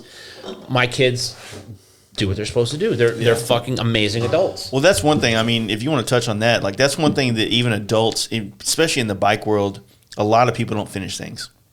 No, and you see guys coming in and out of this thing every 4 or 5 years. You know, when there's a new trend, there's a bunch of bagger builders. Do you finish things? I finish some things. I finish what I want to finish. I Yeah. finish what I need to finish. What are you alluding to? I feel like No, you're alluding well, that I'm listen not here. finished. I feel No, like there's I'm something on the in there. outside of this conversation. Yeah, I think I am too. But I think I'm being pulled into the gravitational pull of sarcasm. I think we're all kind of a little bit guilty of that because I know, like that FXR down there, I have no intention of finishing now. I That's fine. started There's it. nothing wrong with it. Yeah. So is that like flipping a switch for you? Because I guess I don't. What happened there? I just, it was just over? It was one of those deals. Like there's not enough there. I haven't been able to stack up enough things at the end of that rainbow to make me worth going through to get into it. You know what I mean? Is the reason that you got it still there, or is that gone too? It just fell into my lap. Okay. It was a close friend wanted to do some helmets, and he had an FXR, and that's a little So bit. it wasn't it's the a regret of getting rid of your monetizable gold bike. It situation. was just Do what? just an opportunity. Yeah, I mean, the thing is that I did a lot to my gold bike, and and it kind of ties into something else we were kind of touching on earlier. Is that like when I built the gold bike, I was like a year too late. If I'd have built that bike a year earlier, I would have got a lot more kind of, I don't know if the word is respect, but maybe a lot more of. I don't know what more you could. Do you think want. that was because it was gold? No, it's because, and Jeff Holt said this personally, he goes, he was over putting panel paint jobs in the magazine. And this was when Hot Bike was still going on. So Not for the quality of that machine. I think that's that what I'm thing's saying. kind of timeless. Well, what I was kind of an issue with that, and not to say anything about Jeff, but just an issue with that is that this thing that kind of started in California had finally worked its way across country. And now you have all these shops that I would like to say across the country that are very talented builders, painters, whatever the case may be, that because now they're following a trend that was, that was yesterday, is not going to get any kind of respect or love. And That's why I change oil and tires. yeah, so that's the thing. It's like there's not. Secondly, on that note, and it's kind of what I said earlier, there's nothing, there's no incentive to build bikes anymore. Throw a couple parts on there, paint them, make them look cool, but a build like a fucking frame up, dope. Depends on what your goal is. If you're trying to please yourself, it's the same thing we talked about with the podcast. Yeah, but- I don't do the podcast to entertain anybody but myself. If I entertain other people along the way, I'm happy with that. And I apparently Yeah, but I think do that a pretty all of good us job would be that. lying if we said that we build bikes for ourselves. No, I truly, I love nothing more than to get an attaboy. When you're at the top of your own, when you're at your own company, how many people come in here and tell you how great you are? Not very many. Yeah, You did earlier. Well, because I love you. You're my Yeah, friend. I sure. think you do good, and I know that you don't get enough attaboys. Nobody can do what you do on the helmets. No one. I haven't seen it. Just in my opinion, no, nothing against anybody else's bikes, but I still think the gold standard when it comes to FXR, since that's what we're talking about. Have you seen Tom Edison's bikes? Yeah. I'm That dude, pretty sure I have. From a functional standpoint, he builds has his bike own- for him. Yeah. The last 3 bikes, I've seen the bike that he's building now for his kid. They're no bullshit, no nonsense. The dude's 71 years old. He rides out to Sturgis every year for the last 30 years Badass. by himself, 2,000 miles. But the guy gives everybody that comes So- up and talks to him the time of day. That's the kind of dude I want to be. I guess I'm so indoctrinated with the whole the whole world revolving around social media that I've kind of lost what it is. I'll be honest with you, I've kind of lost why. Like what point? Like at this point, I could throw a paint job on a bike and get just as much attention on it as if I could put my whole life into it for 4 months. Yeah, but What's don't you your have to ultimate answer to goal? yourself when you look in the mirror? Don't you have to be like, I fucking phoned that one in? Well, and I all do these that when I motherfuckers- ride, and It's- most people No, don't. but look, listen, Yeah. it's like the emperor's new clothes. Yeah. You know what I mean? You ever read that fable? I guess what I'm saying is that I get more out of riding bikes. Don't you fucking judge me, Darrell Huxsol. When I get it out of riding them. That's where I get the most accomplished feeling. That's So when why fucking throw a bunch of paint on it? Because That's what I would like to see. I'd when like to see you ride a flat black fucking bagger then. because If you park that bike downstairs on Sturgis, Maine, everybody there that would be walks a by crowd is like, everywhere. hey, Jason must be here.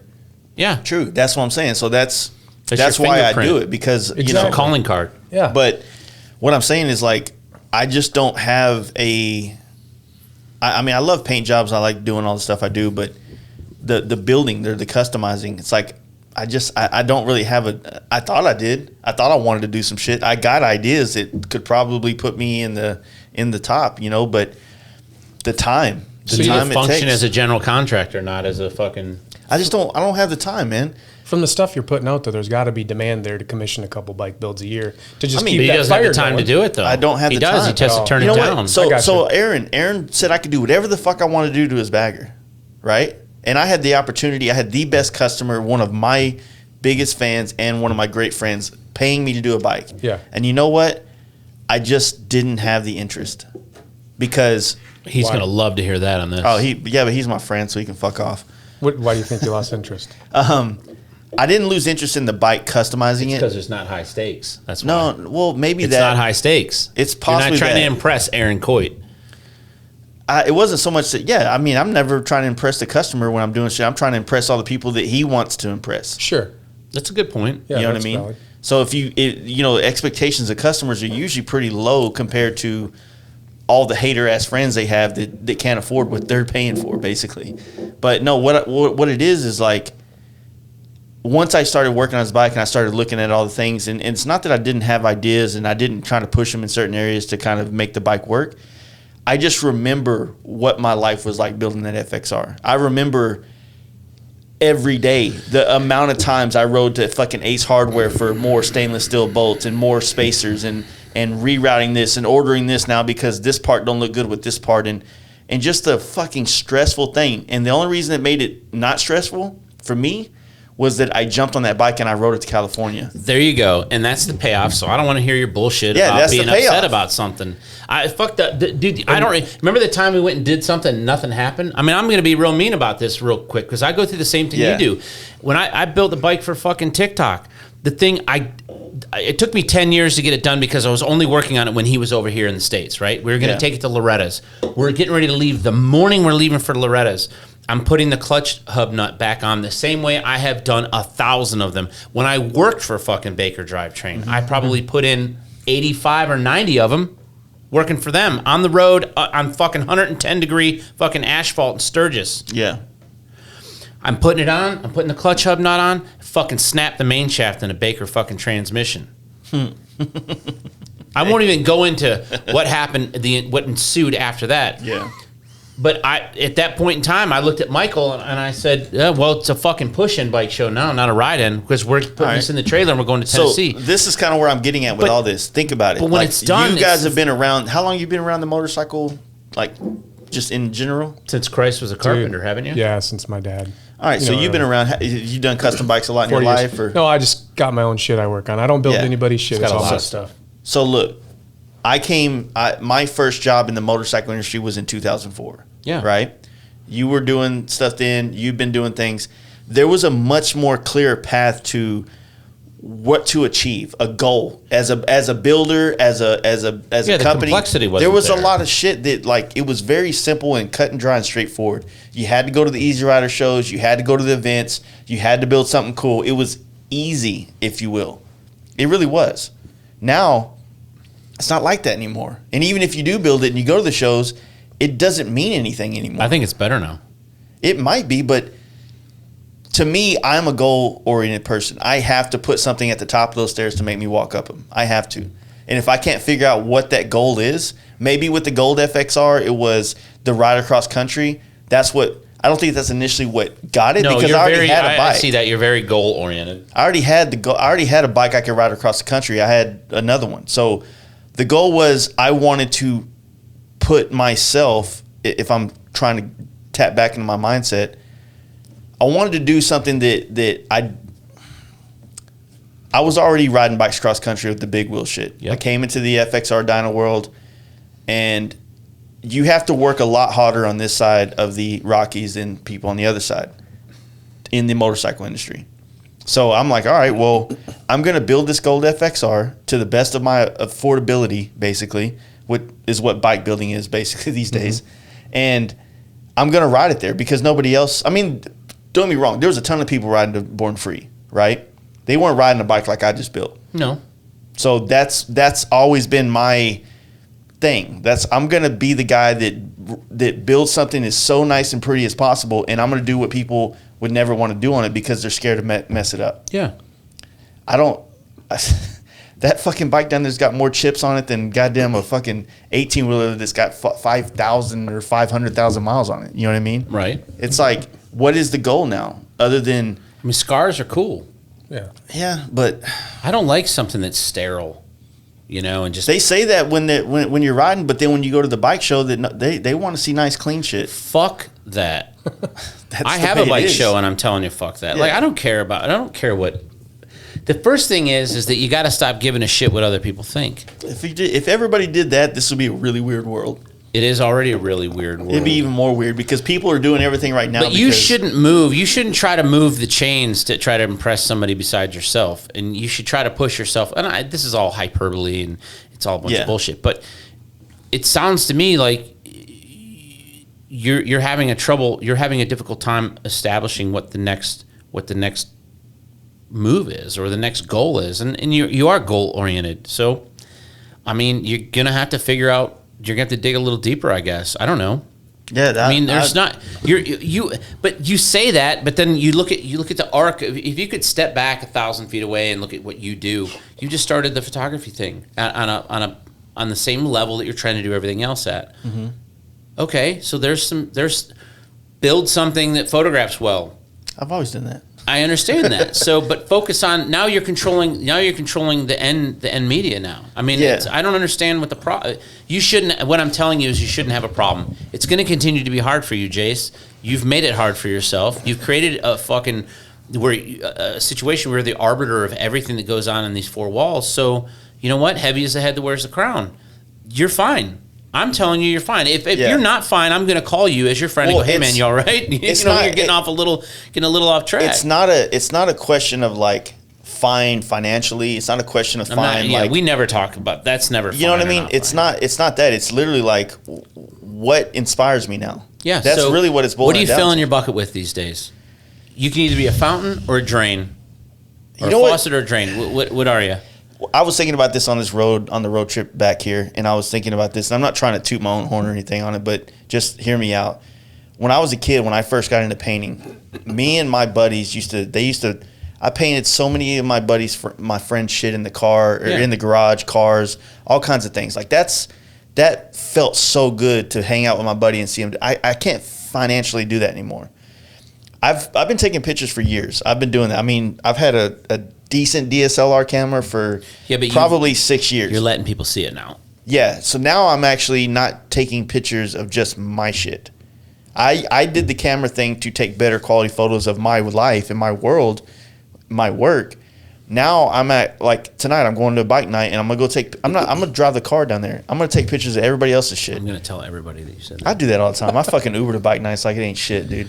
Well, I get it. So the thing is that, like, the photography thing on a really low key kind of thing is the only thing that I can give away for free, and I dig it, and it feels good. Yeah. So, but it's all part of building into your brand. The Fast Life brand is, But I'll be lying to you if I didn't have like big goals of where it went. Well, I already know that you do. But I don't know. I mean, I don't know enough about that industry to know where to take it to make it a financial thing. That's the beauty of that. Yeah. Is don't get fucking pigeonholed into. We were talking about podcasting. You and I are both at a point in podcasting where it's like, okay, so we both got what we think are favorable, strong audiences. We've made our investments. We both have the purpose-built places to do it where we can walk in, turn it on, make it happen. So what's next? What's next is what we decide is next. There is no roadmap. And so why would you get into something to do the same thing as everybody else when what they're doing is dying?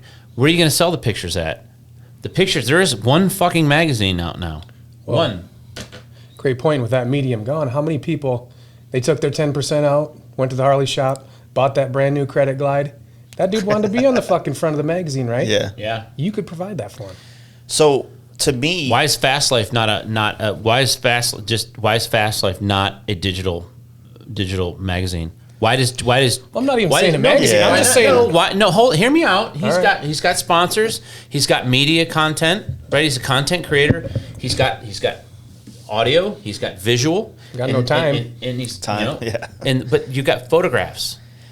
So the reason I think of maybe the challenge is this. Maybe I want to make photography cool again. I need a red hat.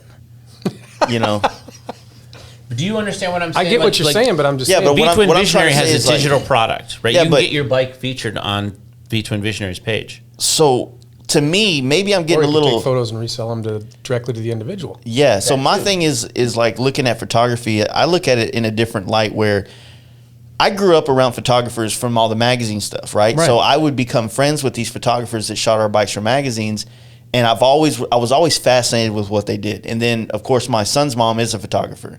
So, when she was going to school for photography, you're looking over her shoulder. I was looking over her shoulder, and this was film shit back in the day. So the first time I ever played with a camera was film back then, and I don't know a lot about it. But I would hang out with her in the fucking dark room at the college and shit like that. And then over time, Yeah, I wish. That's why we're not together anymore.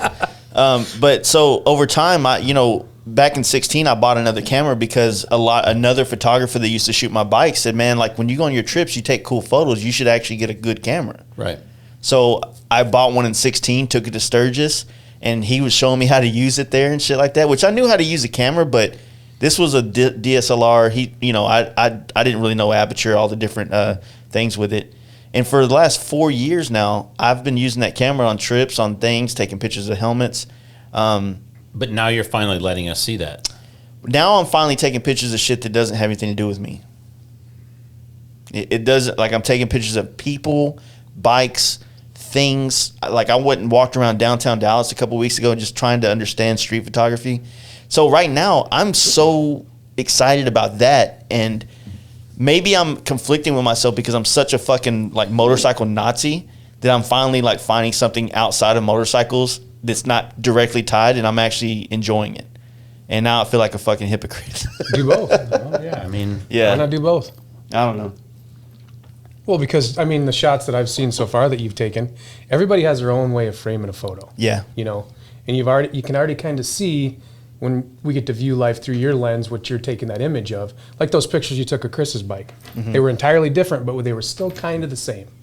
So you're still putting your own fucking scope on that stuff. yeah, they're kind of the same, right? Because he's taking the same. He's Yep. taking. It's capturing the same subject, but it's. What I love still- what I love about Chris's bike. So this is where I get conflicted too, because now I'll get into the politics of photography, right? And you have a lot of people out there that don't like edited photos. They want out the camera. So Chris's pictures that I took of his are straight from the camera. No Lightroom editing. There's No the skill, right? You know what I mean? So Right.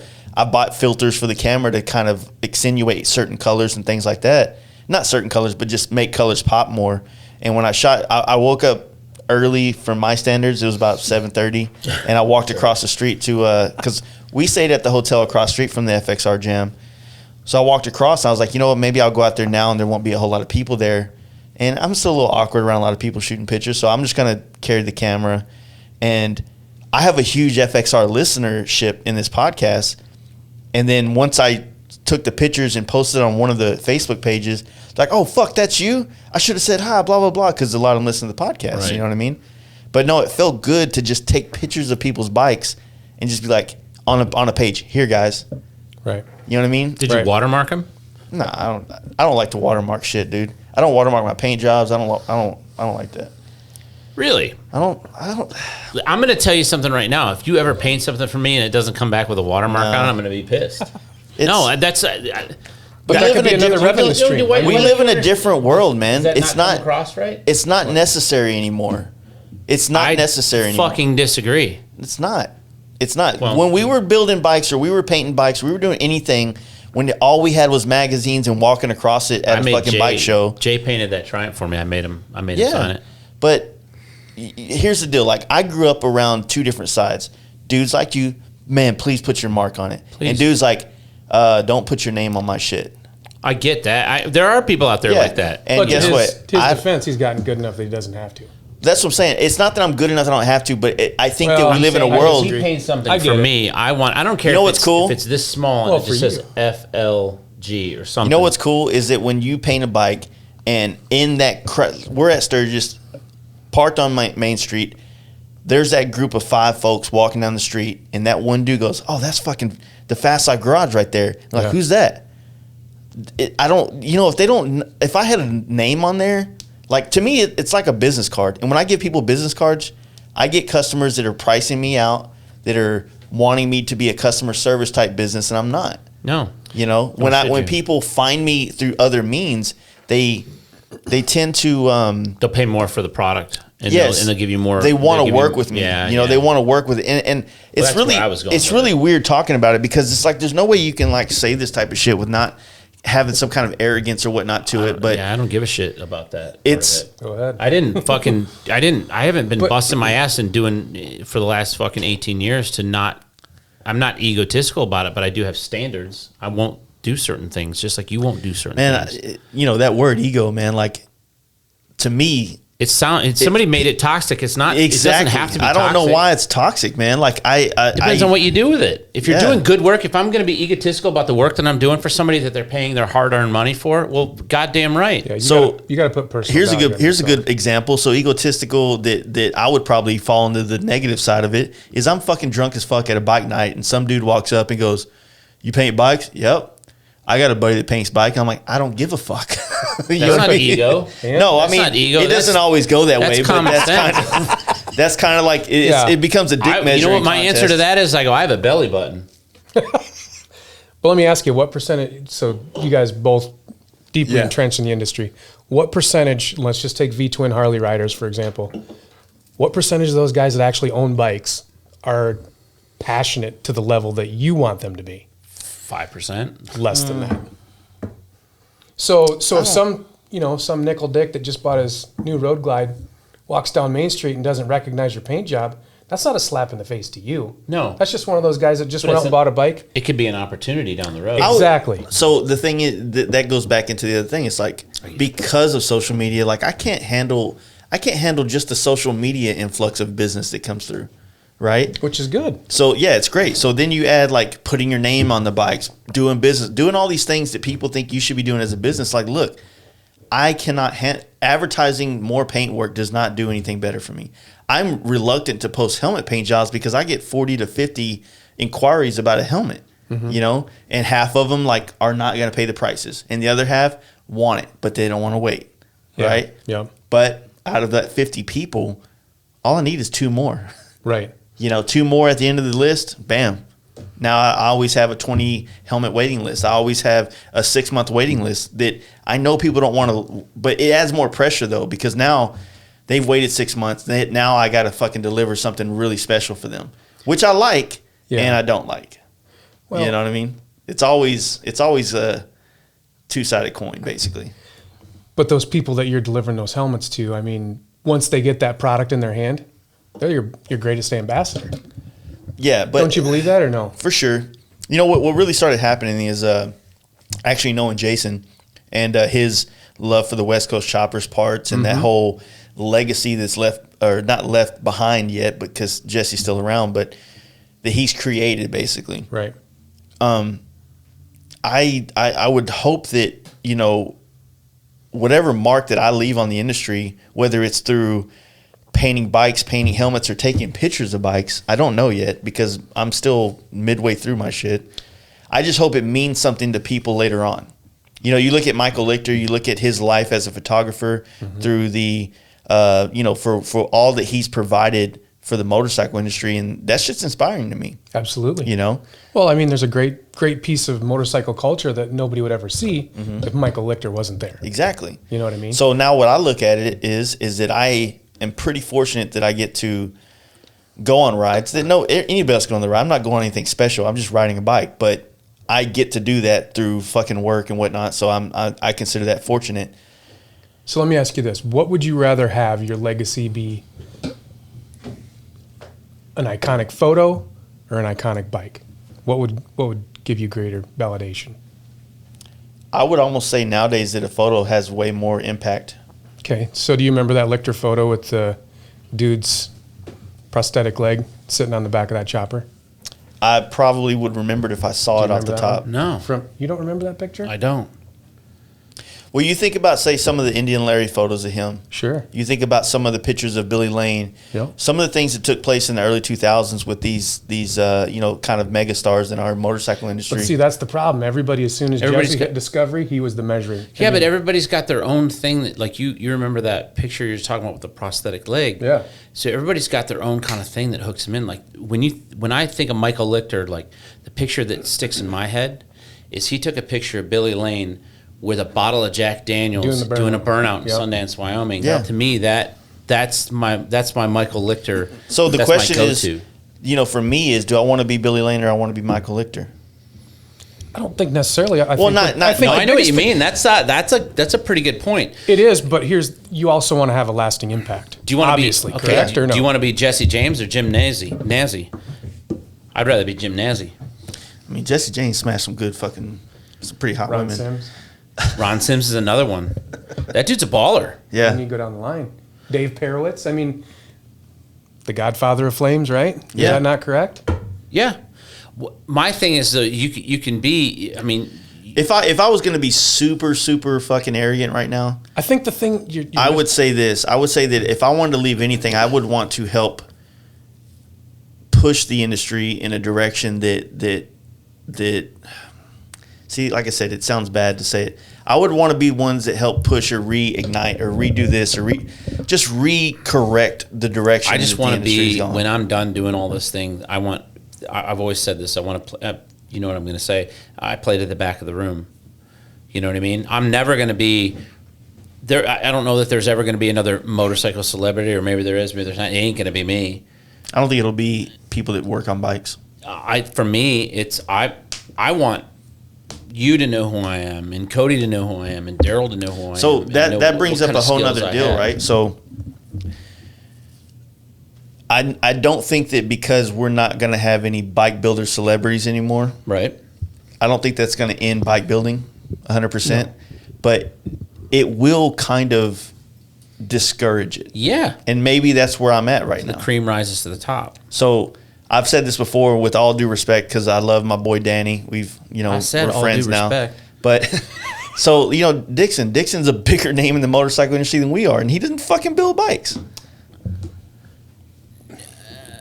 No, but he capitalized on a different medium. Exactly. He's So Rusty Butcher. He's kind of genius. Rusty Butcher.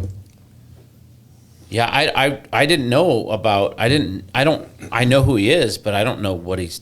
I don't know what he does or what he did. I know that I went to the Harley dealer and there's Rusty Butcher official Harley Davidson merchandise. I know that he probably made some money off of that. I would imagine. Well, they're trying. Where's the 25 and under crowd or 25 to 45 crowd? Yeah, but these dudes are our age, or at least my age, in the 30s. your I age. was gonna say, yeah. These dudes are in their 30s, and they're, they're doing stuff differently than what. I'm not hating. Let me get that clear. I'm not hating on their hustle. We're making an observation. Yeah. So what I'm saying is, Because I think Danny Dixon's brilliant. yeah, for sure. That's what I'm saying. Like, I'm not hating the fact that I'm proud of that dude. Let's be real. I'm proud of I don't what know he's him, done. so But I if mean, you look at what he's doing, he's also taking his core, but he's also branched out. So maybe that's Yes. the point that you're at. dude, he has. If you look at his business model, the genius of it. I mean, I don't see a lot of board shorts at Sturgis, but I sell. I don't remember who. Somebody said it to me You know? a couple weeks ago. I don't even remember who it was. They said that. Was it you? It was you that said fuck. they're they're Was this a Pokemon late- for adults. late night? Was it you that Oh, said yeah. that? Yeah. Yeah, you're sure. So you're collecting. You get the Debo. You got the. I want the Debo. I got a I was gonna Debo. I got a flex. Danny G. But he's turned it into the Pokemon for Yeah. adults. yeah. I mean, it's clever as fuck. He deserves having a. And why not? You can't fault More him for power figuring to it him. out. Absolutely. He's one of the rare few in our industry that we actually got to see come up. Yes, we got to watch the come up. And it was fun to watch. Yeah. Who knows where the fuck that dude's going to go. He's younger than I am, sitting on, he can just piss in any direction and his piss is going to like change the world. He gets up every morning and he pisses excellence. Yeah. Fucking he pisses on the concrete and flowers grow out of that shit, dude. And then money falls off of it. But it's easy to look at somebody like that and say, "I wish that could have been me." But No, I hey, don't if you didn't think have that fucking idea, that's not his fault. He's put everything but his butthole out on social Right. media. I mean, he's obviously got some problems. He just posted that. The sober thing? Yeah, I'm going to go out there and drink a beer with him, though. I don't. And I'm going to get him to give me one of those secret stocks of the Debo because I fucked up and didn't get one, and my buddy wore one on this trip, and I fucking love that shirt now. What size Can are you you? tell me how much they XL? were? Are you? Uh-huh. Were they the $60, the standard? They were the normal $60? price, but they sold out like that. Oh, they but did. the Yeah. two, I bought two. I paid more than that for them. Just What'd you get? What size you got? I got an XL and an XL tall. So you need the tall because you're so tall. Yeah, right. No, I'm gonna take the other those one I were got. There's a company called Georgie Boy Clothing on fucking Insta. I'm gonna have them build me a customized jacket with the inside the Debo liner. There you go. So use a tall one Yeah, I'm gonna use a tall one for that. and then sell me the other one. No, I've got the other one. I've got for myself. Did you What kind of friend are you? Exactly. Friend of convenience, I guess. This Nah, is where but- the socialism comes in. I want what you got. No, but so in saying that, like if you look at a lot of the people, like where Are we going to have a point where everybody's just building vintage choppers? Nobody's really innovating now because there's no. But you know the quality of the bikes go up when that happens, right? What do you mean? Okay, walk down this little 300 when 300 choppers came out. There were a lot. There's a lot of piece of shit choppers. I have ridden a lot of choppers. I have ridden choppers built by people that were the best. I've worked on Camel Roadhouse bikes that were some of the biggest pieces of fucking garbage. There was a guy from Canada that built this Camel bike that was, honestly, when I worked at Voodoo Choppers, it was the biggest hunk of shit. If the guy was in the room, I would tell him, they paid $100,000 for this fucking bike. It didn't run. There were broken parts on it. It was a fucking shit show. I've had in my shop some of the most expensive Orange County chopper bikes. They're fucking garbage. The Lincoln Mark LT bike with the little spinning fucking things in the wheels. I've done that. I've worked on. Please do not take this the wrong way. Yeah. But for somebody who hasn't worked at West Coast Choppers, I have probably worked on more West Coast Chopper than anybody, including Boosted Brad. Mm-hmm. Just because of the one friend I have that owns 14 of them. There's only one I want to ride. Which one? Sturgis Special. I've ridden that one. I know you have, and it pisses me off. But I will tell you that Jesse James bikes, the shop built bikes, are fucking fantastic. Mm-hmm. They're everything they're cracked up to be. Mm-hmm. Paramount cycles, everything they're cracked up to be. Orange County choppers, it's exactly what you think. Paul Tuttle was sitting here. I tell him, dude, they're fucking your show, but those show bike things they built, those theme bikes, they're not meant to ride. They're junk. Mm-hmm. I've had a couple of their production bikes. So that's a good. But my point is that now when I build a chopper, I built a 300 chopper for my buddy Jose. Honestly, you could get on it and ride as far as your ass would let it go without parts falling off it, because we've built enough shitty bikes as a whole unit of everybody doing it, that we know what works and what doesn't work. So you get, it's like everybody wants these shovel heads and shit now. Well, you know what? Last year I got my FXR back from Warren Lane. I traded my dad's 72 shovel head for it, and the shovel head hadn't run in years. I got it running, and I'm like, you know what? I'm going to run it down the street just to make sure that that I want to do this trade. I rode that thing to the end of the street and brought it back. I put it right in the fucking trailer. I was like, fuck this thing. I just, what I'm saying? Like, there's old idiosyncratic problems with these old bikes. They leak oil. They're going to leak oil. They're they shake, they whatever. And some people like that. Yeah. But you get better bikes because it's repetition. You know how to do it. I'd kill to have a 65 panhead, original paint. Yeah? Yeah. I wouldn't mind having an old bike, like, I'm not saying that I don't like any of the different genres, from the vintage to the mid 2000 choppers to all the shit, but I guess what I'm really getting at is, like, at some point when I just don't see the industry's not playing to people customizing bikes anymore. Dude, you have Christian Newman. That kid breaks my fucking brain. You got guys like the dude. Hey, I mean, no disrespect to these guys. I don't see. You go look at a lot. Maybe not his, but I go look at fucking amazingly talented builders, and I look at their page, and it looks like my personal Instagram page. Well, because they're like follower wise is what I'm saying. Yeah, and so not, they're not. They're not changing the world, but they play to the back of the room. Like the dude from Vintage Technologies, that bike that with the exposed shovel head that runs, it runs. That's fucking mind blowing. If but you have to be on this side of the desk to get what it takes to get there. I can't do that. I don't want to do that. I don't have the bandwidth to do that. So what I'm saying is, you're getting better quality stuff from people. There's more resources now. I don't know. It's different. Everything's been done. So you put your whole life into a bike like that Vintage Technologies bike. I mean, maybe not his whole life, but the innovation and the amount of creativity it took to come up with that. A couple reposts. Yeah. Yeah. So that guy's doing it for all the right reasons. Yeah, but that's not a lot of incentive at the end of the day. Not for you, but maybe it is for him.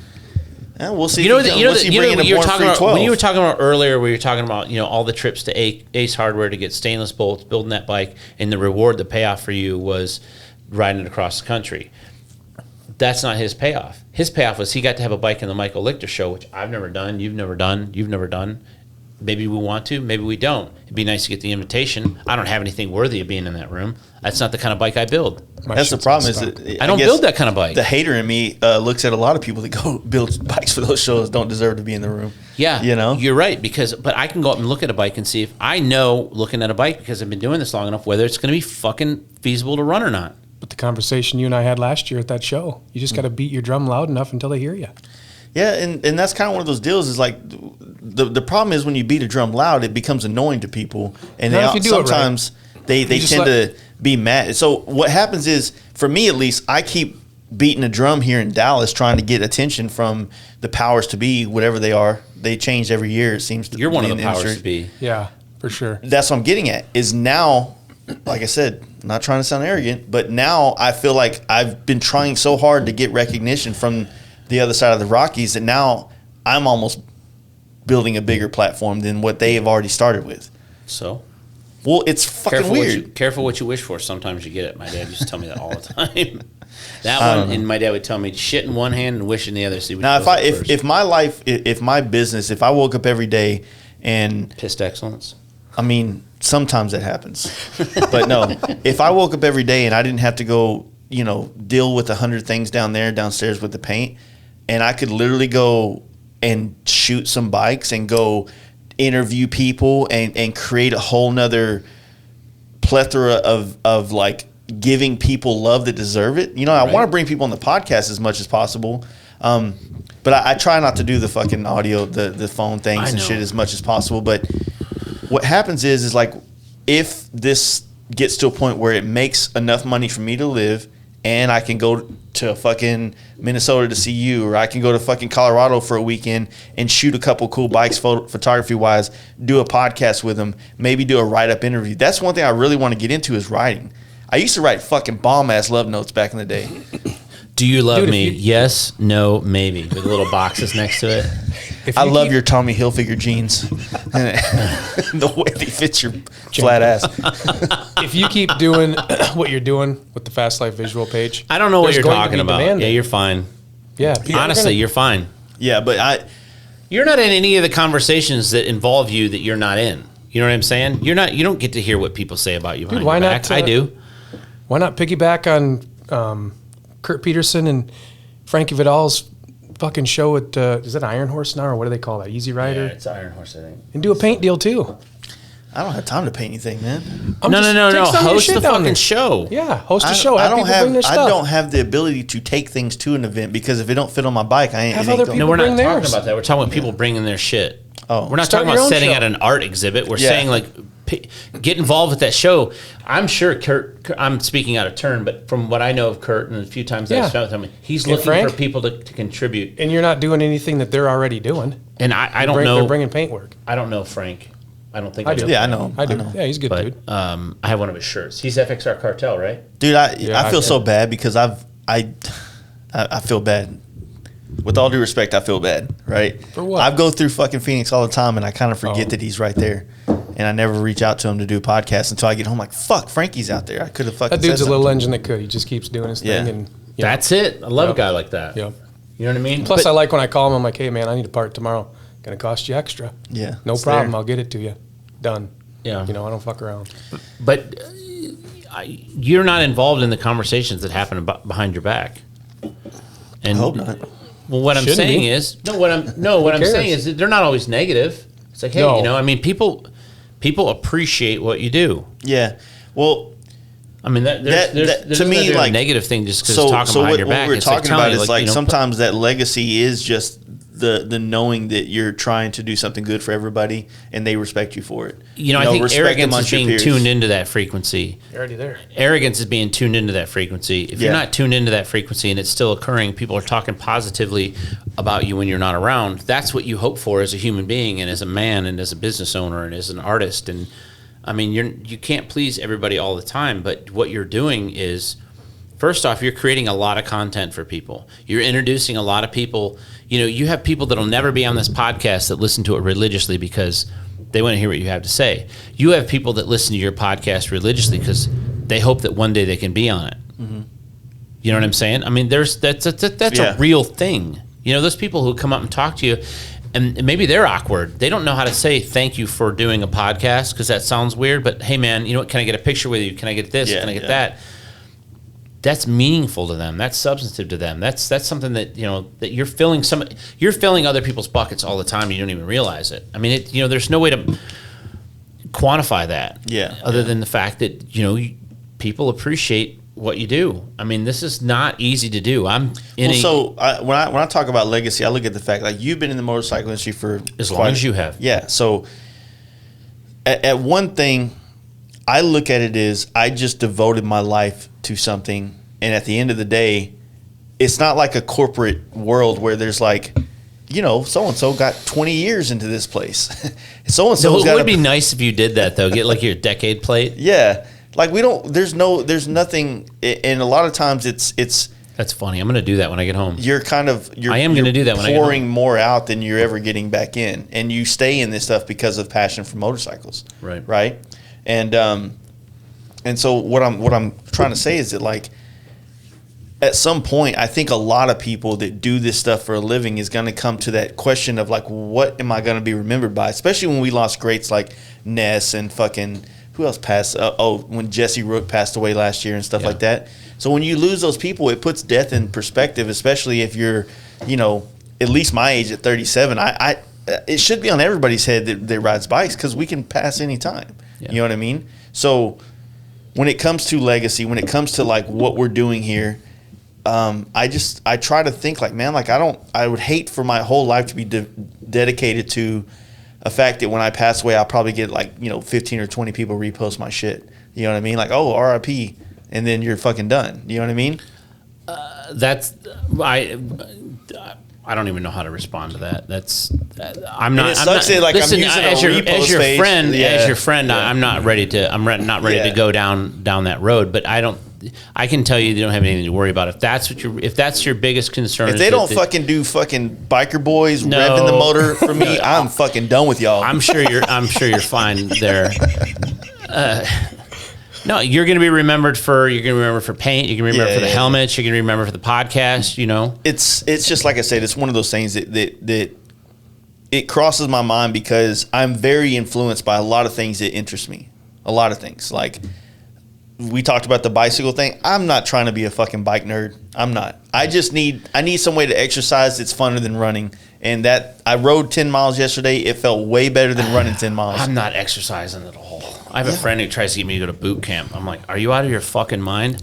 I slept on my arm wrong and couldn't move it for 3 days. Yeah. I'm fucking 47 years old. Like my wife is on me all the time. If I stay my path when I'm 47, I'm gonna look like Cam.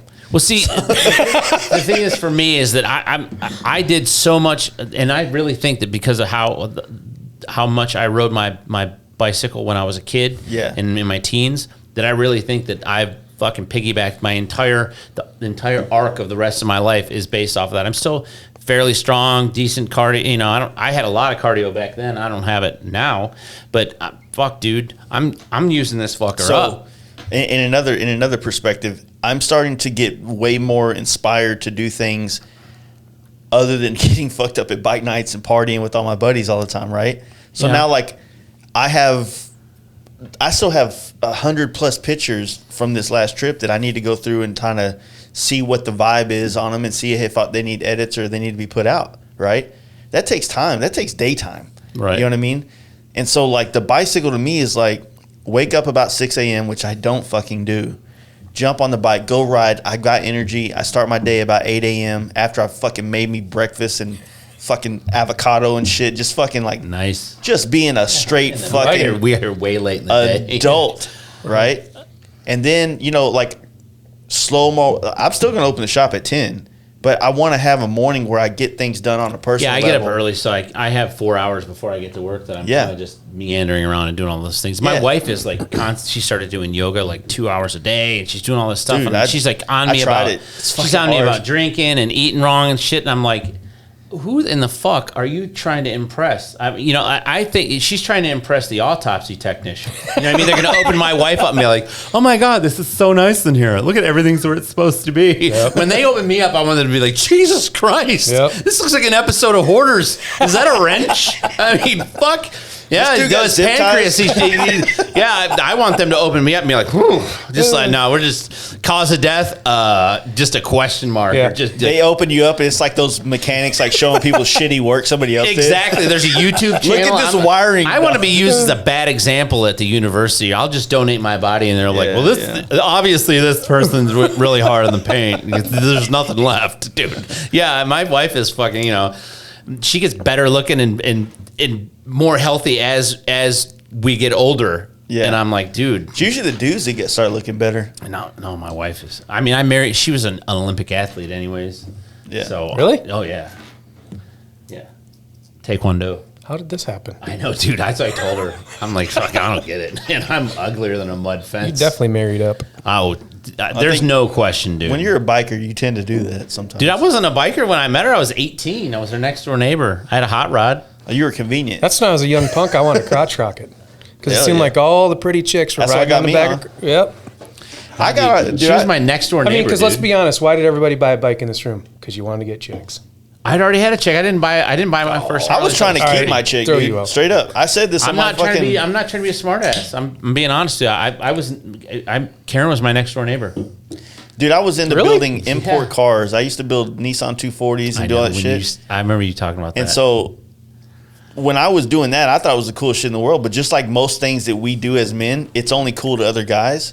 So girls didn't give two fucks. They want to fuck the WS6 Trans Am's going down the road, not the 240 with the miscolored hood. You know what I'm saying?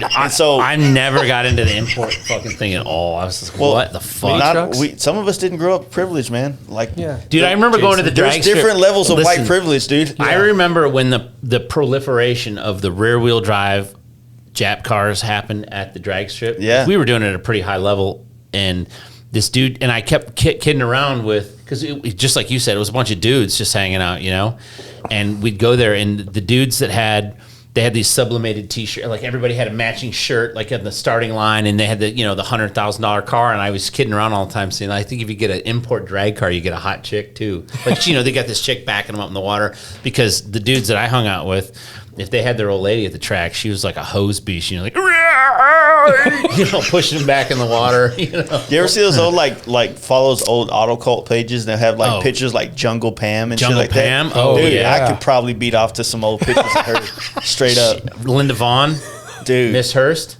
Oh yeah. the Hurst Yeah. shifter lady. Yeah. Yeah, dude. So no, like like I said, I was doing the car thing for so long, and I was actually starting to kind of get known in it, but it was still a young industry Yeah, yeah. here. And then, like I was in a relationship with my daughter's mom, and she used to be like, oh, those bikers are sexy. That's how I knew she was cheating on me all the time, because she just told me all the other things in the world that were sexy to her. But, I was doing my thing too. Yeah. So, being in your 20s, everybody's just fucking Saying, everybody. man. Yeah. But not dudes. Wait. No. Whoa. Back it up. No, yeah. So I ended up I ended up taking a job working at that bike shop, painting bikes, because I was into the painting thing. And then it was bikes. And then I knew she was into bikes, and, being around it every day, I was into it as well. So ended up getting one, and, still it wasn't fixing the relationship. Obviously, there was real problems. pretty at play. broken. Yeah. It was more real things going on. But, I don't know how to do anything kind of like dabbling. Yeah. It was just You know, you that's go a if you're throttle pinned. Once I and I guess I've always said this, but when I got into import cars, I stumbled into the center of the industry in Dallas. So I was with the biggest shops, working on the biggest cars, straight out. Like my 6 months into doing this, so I'm like, oh shit, I'm driving around in Skylines right now. What do those cars run on the quarter mile, if you don't mind me asking? I don't know, because we never run them on quarter mile. We run them on the highways here. We're real men. Tens, nines. See, I live my I life didn't a quarter trailer. mile at a time. I didn't trailer bikes. Shut You know, up. I've I didn't never trailer seen one of cars those then. movies ever. You're lucky. It's the best. No, I rewatched all of them a couple months ago. dude, I went to the first one because I saw that Charger, and then it was nothing but imports. As soon as I saw the thing, as soon as I Yeah. saw I saw in like a video that Two the different little perspectives. thing- 'cause that Right, shit no, I changed get my it. life. There's like a little thing came down that I knew that popped that car up. Yeah. The wheelie. I was like, get the fuck Even out it of looked- here, dude. I don't watch that. I don't watch Street Outlaws. I don't watch any of that. All that. I can't do it. I can't do it. Dude, we used to race for fucking huge money downtown Detroit in the middle of the night out in front of the fire station on Clark Yeah. Street, like legit, like. Well, when I was big doing time. this shit, I was a 21-year-old kid. No, man. we were getting in trouble, dude. I cannot believe I that feel I like- didn't get shot or I'm not in prison. I feel like the shit that, Some of the that shit we I've did. got Detroit. to, you know, when I look at that street racing culture that I was in back in the day, I love it. it was It's so fucking true. the most honest and coolest vibe ever. There was never Dude, any there's never a money. racial problem with anybody. Yeah. We raced with all the brothers downtown, dude. I worked at the speed shops, so I Yeah. knew where everything was going on. And dude, we had legends. Like if you go get there was a race that used to happen every year in Memphis, and people would come from all over the world to do the fastest streetcar shootout in Memphis. Well, the first couple of years, like my friends are the ones that won all that shit, like beat everybody in the world, like in Detroit. Some of my friends had the fastest cars in the world at the time, like legit street cars, and those are the cars that's what I came up in. So like I'm jaded. People talk to me about fucking cars, and I'm like, yeah, this, and this. And my last car, I had an '86 Mustang. Still had four lug axles in it and everything. I put 5/8 dragster studs in the back and 4-lug aftermarket axles. Car ran 971 at 138 with no blower, no nitrous, no turbo. Yeah. Fucking fully street legal, 3,180 pounds. So, Fast and Furious first one came out, right? Yep. And then I was graduating high school at the same time. And then within 1 year, I had already weaseled my way into the center of this thing. I'm in California for the first time in my life at all these shops that were the main shops you would flip through like a super street. Yeah. And so like June Auto, Signal Auto, fucking Motorex. Like I went into Motorex was the only place you can get Skylines from back in the day. Right. And I'm looking at the car from Fast and Furious, the car they're building for the new Fast and Furious, which was the one nobody likes, number 2, where they were like all neon lights. Why do they not like it? Neon lights, basically. Well, And it wasn't a quarter mile anymore. It was like they turned. There's always another They fucking didn't gear. turn. They didn't curve. They took lefts and rights and shit. You know what I mean? So, but no, like being there, like I was like, fuck, man. Like, how did I fall right back into? How did I get in here? And then the same thing happened whenever when I transitioned into motorcycles. I took a job for the painter that was painting the bikes for Rick Fairless, who was on within a month of being there, I'm sanding the bike that's getting done for Discovery Channel Biker Build Off. Right. You know what I mean? And I don't know if I would have gotten this industry and not with that dude, I don't know if I would have ever been able to be exposed to the realness of what it is. Dude, I would pay that motherfucker to come on this podcast. He just hates my guts. who? The guy that owns the Other Side Customs here in Dallas okay. that I grew up. He hates you that much? He hates me, dude. Still after all this time? Yeah. I'll see him every once in a while at a bike show, and I'll come up and shake his hand and I text him, hey, man, when his mom died a couple years ago, hey, man, I heard about your mom. I'm real sorry. Condolences. I don't have, blah, blah, blah. dude, to me, hate is like trying to carry a handful of water back from the beach. You know what I mean? Like it requires such concentration and such effort to try to carry a handful of water back from the beach. Well, you got to understand. You got to understand the shop the way the shop worked. I remember the whole story because you put it out there for everybody. So the way this dude worked, man, is like his shop was kind of like this, right? It was the hangout for a lot of people. He had a lot of employees, and the reason I use the word fag so freely is because that's what we all called each other in the shop growing up. Yeah, it was just kind of the thing. It's like, we all kind of love that word. We scolded each other left and right. We made fun. Every day going to work was like you had to be able to score on dudes, and just basically you had to be able to talk the best shit. Basically, is what it boiled down to. I mean, but naturally, this dude, he was known. He was on TV for biker build off shit. Painting bikes. He's tons and tons and tons of magazines, books, all kinds of shit. And so, just like I was saying, whenever I talk to my friends about all the things that go on in the industry that I have the backdoor pass to, he did, and that's what he did to us. And a lot of it is drama. If you boil it all down, if you fucking smash it all up, it is all just one form or fashion of drama. I don't do it anymore, man. I don't do the drama. It's not. It's as not soon my as you walked in fucking thing. here, I started throwing drama on your face. But we don't. No, It's not that But it's it's not bad. viewed that way. No. I didn't take but it that way. it's drama, though, is what it is. It's fucking. It's fucking, dude. You got to let it out somewhere. It's blowing off steam to somebody Yeah. that's not going to fucking repeat it. and not going to be fucking. Well, some triggered by drama it and only be hurt works by it. to the people that know about what it. the situation is. I get it. That's kind of what we were saying earlier. Is like, not everybody's going to not everybody's going to take the same thing away from a podcast that you do with industry and non-industry people. That's why you got to have a couple of dudes like him around that fucking go, hey, what are you talking about? You shouldn't put that on blast. Like you're going to alienate yourself from people who you care about.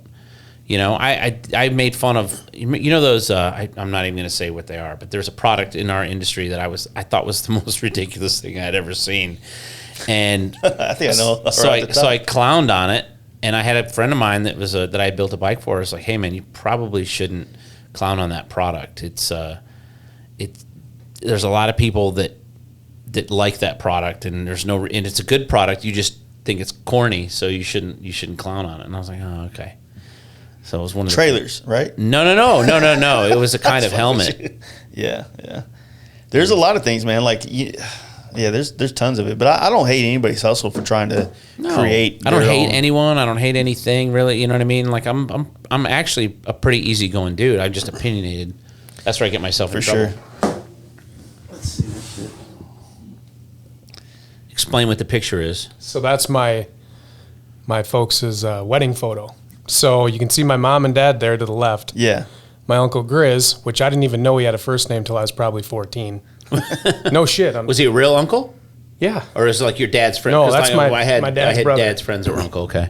And then my grandpa's to the right. Well, what you don't see out of frame there is about another 10 or 15 bikes to the left. Mm-hmm. Okay. But yeah, I mean, so it was just fucking cool growing up then. Seeing that cool shit. See, that's what I'm saying. Like, think about it growing up then. Like, there wasn't. I guess what I'm trying to understand, and this is a very complicated question or complicated thing to kind of dissect, but because of social media, we don't have that intimacy anymore. We don't have that intimate, like you got your group on but they're all located everywhere. I got my group here, plus a plethora of people that I love to death all over the country. But everything is so public now. Everything is there's no intimacy or anything in those friendships because all those friendships still get blasted on social media. Everything we do together, everything we're not allowed to do that. We don't talk about stuff that's on that. That's the rule, the unwritten rule. That nothing. There's things that go on, like us being here right now. We can talk about now because we're going to be there, but we're here because we're attending Cody's brother's memorial. Cody has no idea that we're here.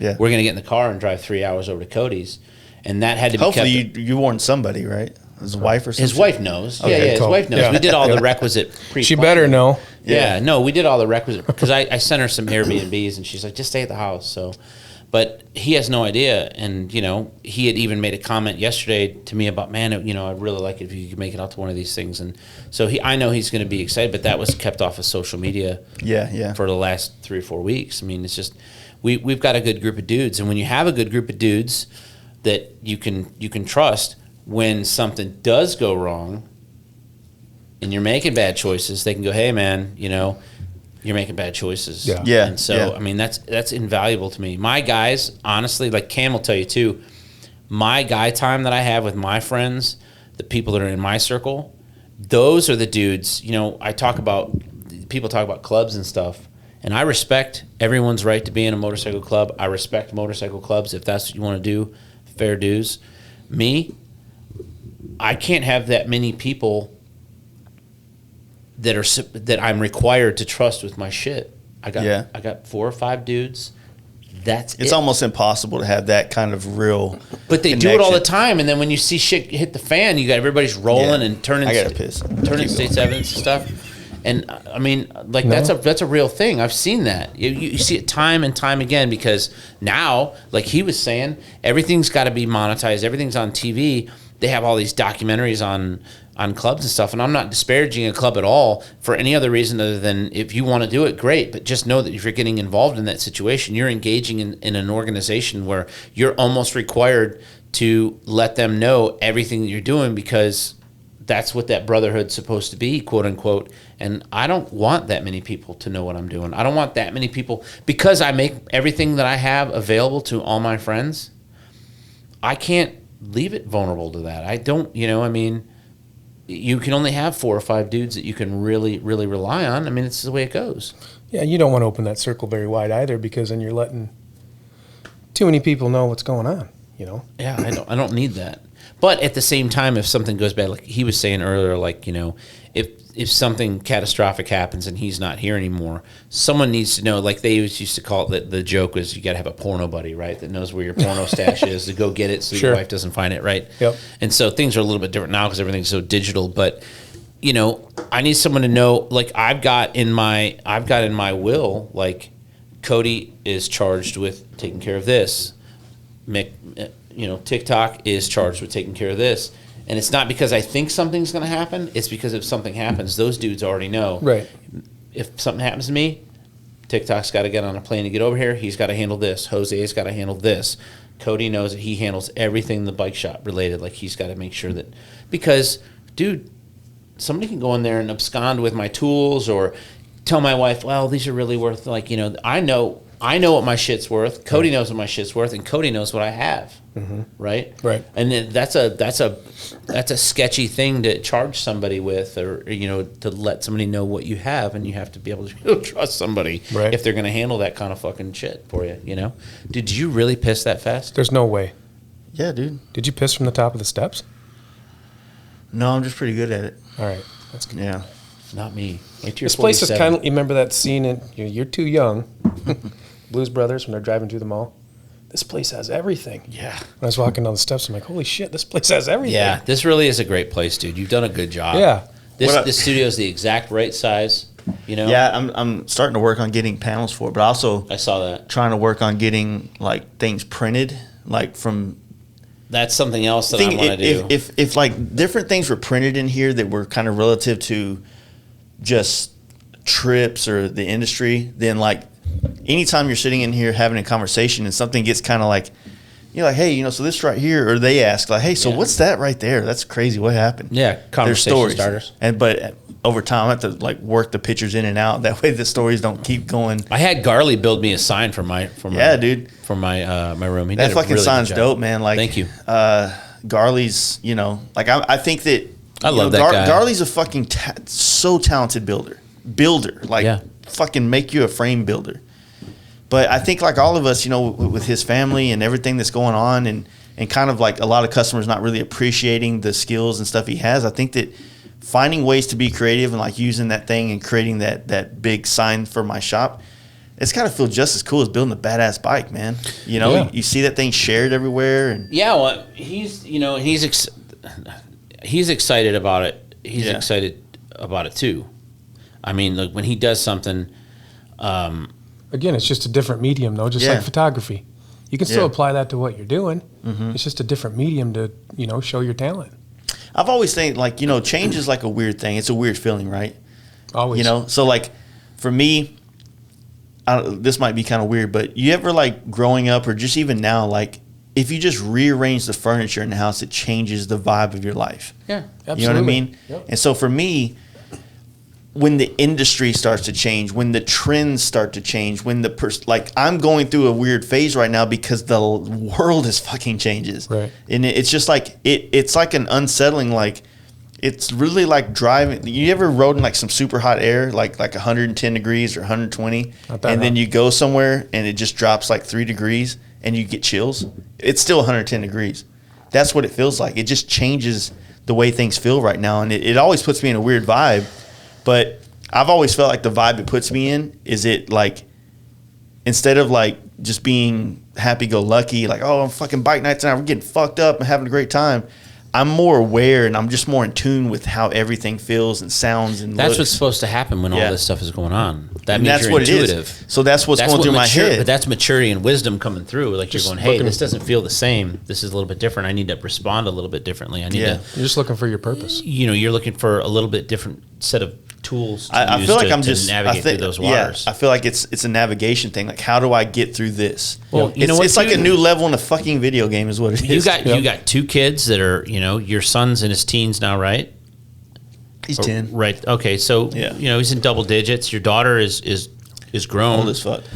So you have some people that are watching every move that you make that you have a direct impact on. Yeah, yeah. Yeah, for sure. Besides your friends too. Yeah, with the kid thing, man. Like I said, but everything, man. Like I said, there's so much things going on, you know. And it's what happens for me. Like I get weird when there's a bunch of change happening at the same time, right? Right. So you had all this COVID, riots, election. You had this fuckery of what we call 2020, Right. And then you also had the fact that now, like, my attention is really towards photography right now. Like that's my creative outlet. You know, not that paint isn't, not that this podcast isn't something either, but you know, like Aaron's bike. Aaron's bike just got done. It's fucking dope, dude. I'm super proud of that paint job. I'm super proud of that whole thing. It's not what we were going into the project as far as the complete build was going to be, but you know, Spaz Cycles built that bike. They're still the guys that built that bike. I added a couple things to it to make it, you know, I added a couple of my touches, but it's still a Spaz, and I kind of like that feeling too, you know. But going forward, like, it's kind of weird that like I'm going to Sturgis right now. I wasn't gonna go. I had talked myself out of it, and then two reasons talked me back into going. One, all my buddies here are going. It's their first time going, and I want to experience that first time at Sturgis with those guys. Secondly, it's a chance for me to take my camera and take more pictures of more things and hopefully put it in more people's faces. So that's the business flex. I'm taking some of my best work there that I've painted bike-wise, and the truth is I don't give two fucks about that part. I give a fuck that my friends are getting to take cool bikes and people are like, oh, this is a badass paint job, but you know how many people are going to buy me a beer because how many shops are going to be like, hey, man, let me buy you beers and talk about these projects. Shops don't come to you anymore these days with like, hey, I want to do this really one project with you. No, they want a painter to do all the bullshit all the time. You know what I mean? Yeah, I'd love to have a painter that can do all the bullshit all the time. Yeah, because you need that. Well, the kind of shop that we are, I mean, we get a lot of that bullshit. I mean, we do a lot of repair and, you know, my shop's probably the least glamorous motorcycle shop on the planet, but we pay our bills through service for the most part. You know, we get a lot of bar installs and stuff like that, which is kind of custom work. You know, to the customer it is. I mean, the customer definitely feels like if they're spending $1,000 or $800, or some of them are spending $1,500 what I'm saying is like to get bars put on. That's a pretty so sizable right investment. now. I'm about to go to Covington Skin and do those bikes. I'm super honored. Any of these shops that hit me up, I'm super honored that they would want me to do it. But what I feel like is a lot of shops are looking for somebody like myself or people in my shoes that can provide bam, bam, bam after. But realistically, I can only paint so many bikes in a year, and it's way less than what I used to be able to do. And so it's hard to tell a lot of people no. You know how hard it is to say no to a lot of people? Especially people that you've looked up to in this industry for years, and I can't say that I've been in that situation. Yeah. You know, like, you know, I don't do something that other people can't do. You do something that a lot of other people can't do. Right. Yeah, it's just a weird one, man. Like I said, that all that shit plays on my head, though. You, James you know? Carter, you know, I'm not a metal fabricator or sheet metal guy. Like, so there's guys out there that do that stuff that, you know. I'm sure they deal with the same thing, though, at some point. Yeah, because you guys are on that side of it. What I'm saying is I don't deal with that. No one's calling me. Well, if someone's wanting you to build a bike, you can't build a million. I do have people, I will say this, I do have builders ask me to wire their bikes. Yeah. I'm good at that. That's something I hung my hat on. I enjoy it. I like the way it turns out when it's done. But, you know, that's few and far between. Most people can wire a fucking motorcycle. It's not that hard. Mm-hmm. It's just I just have a way of doing it that's... Yeah, but doing it right and making it look good. There you go. Yeah. Well, that's just it. Is some people, but you can hide 99% of the wiring. You know, if you look at Cody's bike, we exposed some of it on purpose because we put a little bit of extra work into it. You know? Yeah. But like I said, man, there's this kind of weird thing that's going on that makes it really different. It's change. It's like you start to it's like what I would associate it is like for anybody that's like, say, as a relevant term, like you're building bikes and you used to build 20 a year, 40 a year, and all of a sudden now the customer base is getting more financially freeing, and the work is becoming more of this, and this. And then so when you deal with shops wanting to paint bikes, usually it's this. Your shop, you got a customer in that comes in and wants this thing, and then you got to call me and say, oh, man, I got a guy. You seem like the guy for this job, but my customer doesn't necessarily know you or wanted you to do the work. You know what I mean? And so for a lot of us, if I was only a painter, then I would have to take in a lot of other things. But now that I have these other streams coming through. It's like it changes what I have to do every day. Right. And it's still hard to navigate because, like I said, the good old boy bike shop thing that got me here is now something that I can't do anymore. And it's weird. It feels like that whole thing, like, oh, you forgot where you came from kind of shit. You know what I mean? But no, it plays to, how much bandwidth you have, how many hours there are in a day, and the other things that you're doing too. I mean, this takes away this. Yeah, it's fucking this Thursday. takes away And from. I should have been working today, but Way to go, Jason. but no. Can I plug my show? Yeah, I wanted to talk about it. So we obviously, due to the unfortunate circumstances with COVID-19 and stuff, we didn't feel we were still going to have the show in June. But I told our team, I'm like, look, I really, I don't think it's fair to have a fundraiser. It's not fair to the organization we're raising funds for to have. So you're allowed to put those funds lackadaisical- anywhere else now other than certain areas? No, we rescheduled the whole show into December. Hopefully all this will be over by then. Yeah, no, we rescheduled better the be. show to December 5th and 6th. It's still at the same venue, RP Funding Center in downtown Lakeland, Florida, and it's indoors. Yeah. Jeff Holt is our Jeff G. Holt, the V2 Visionary, is our show ambassador for this year and our MC. Geico's our title sponsor.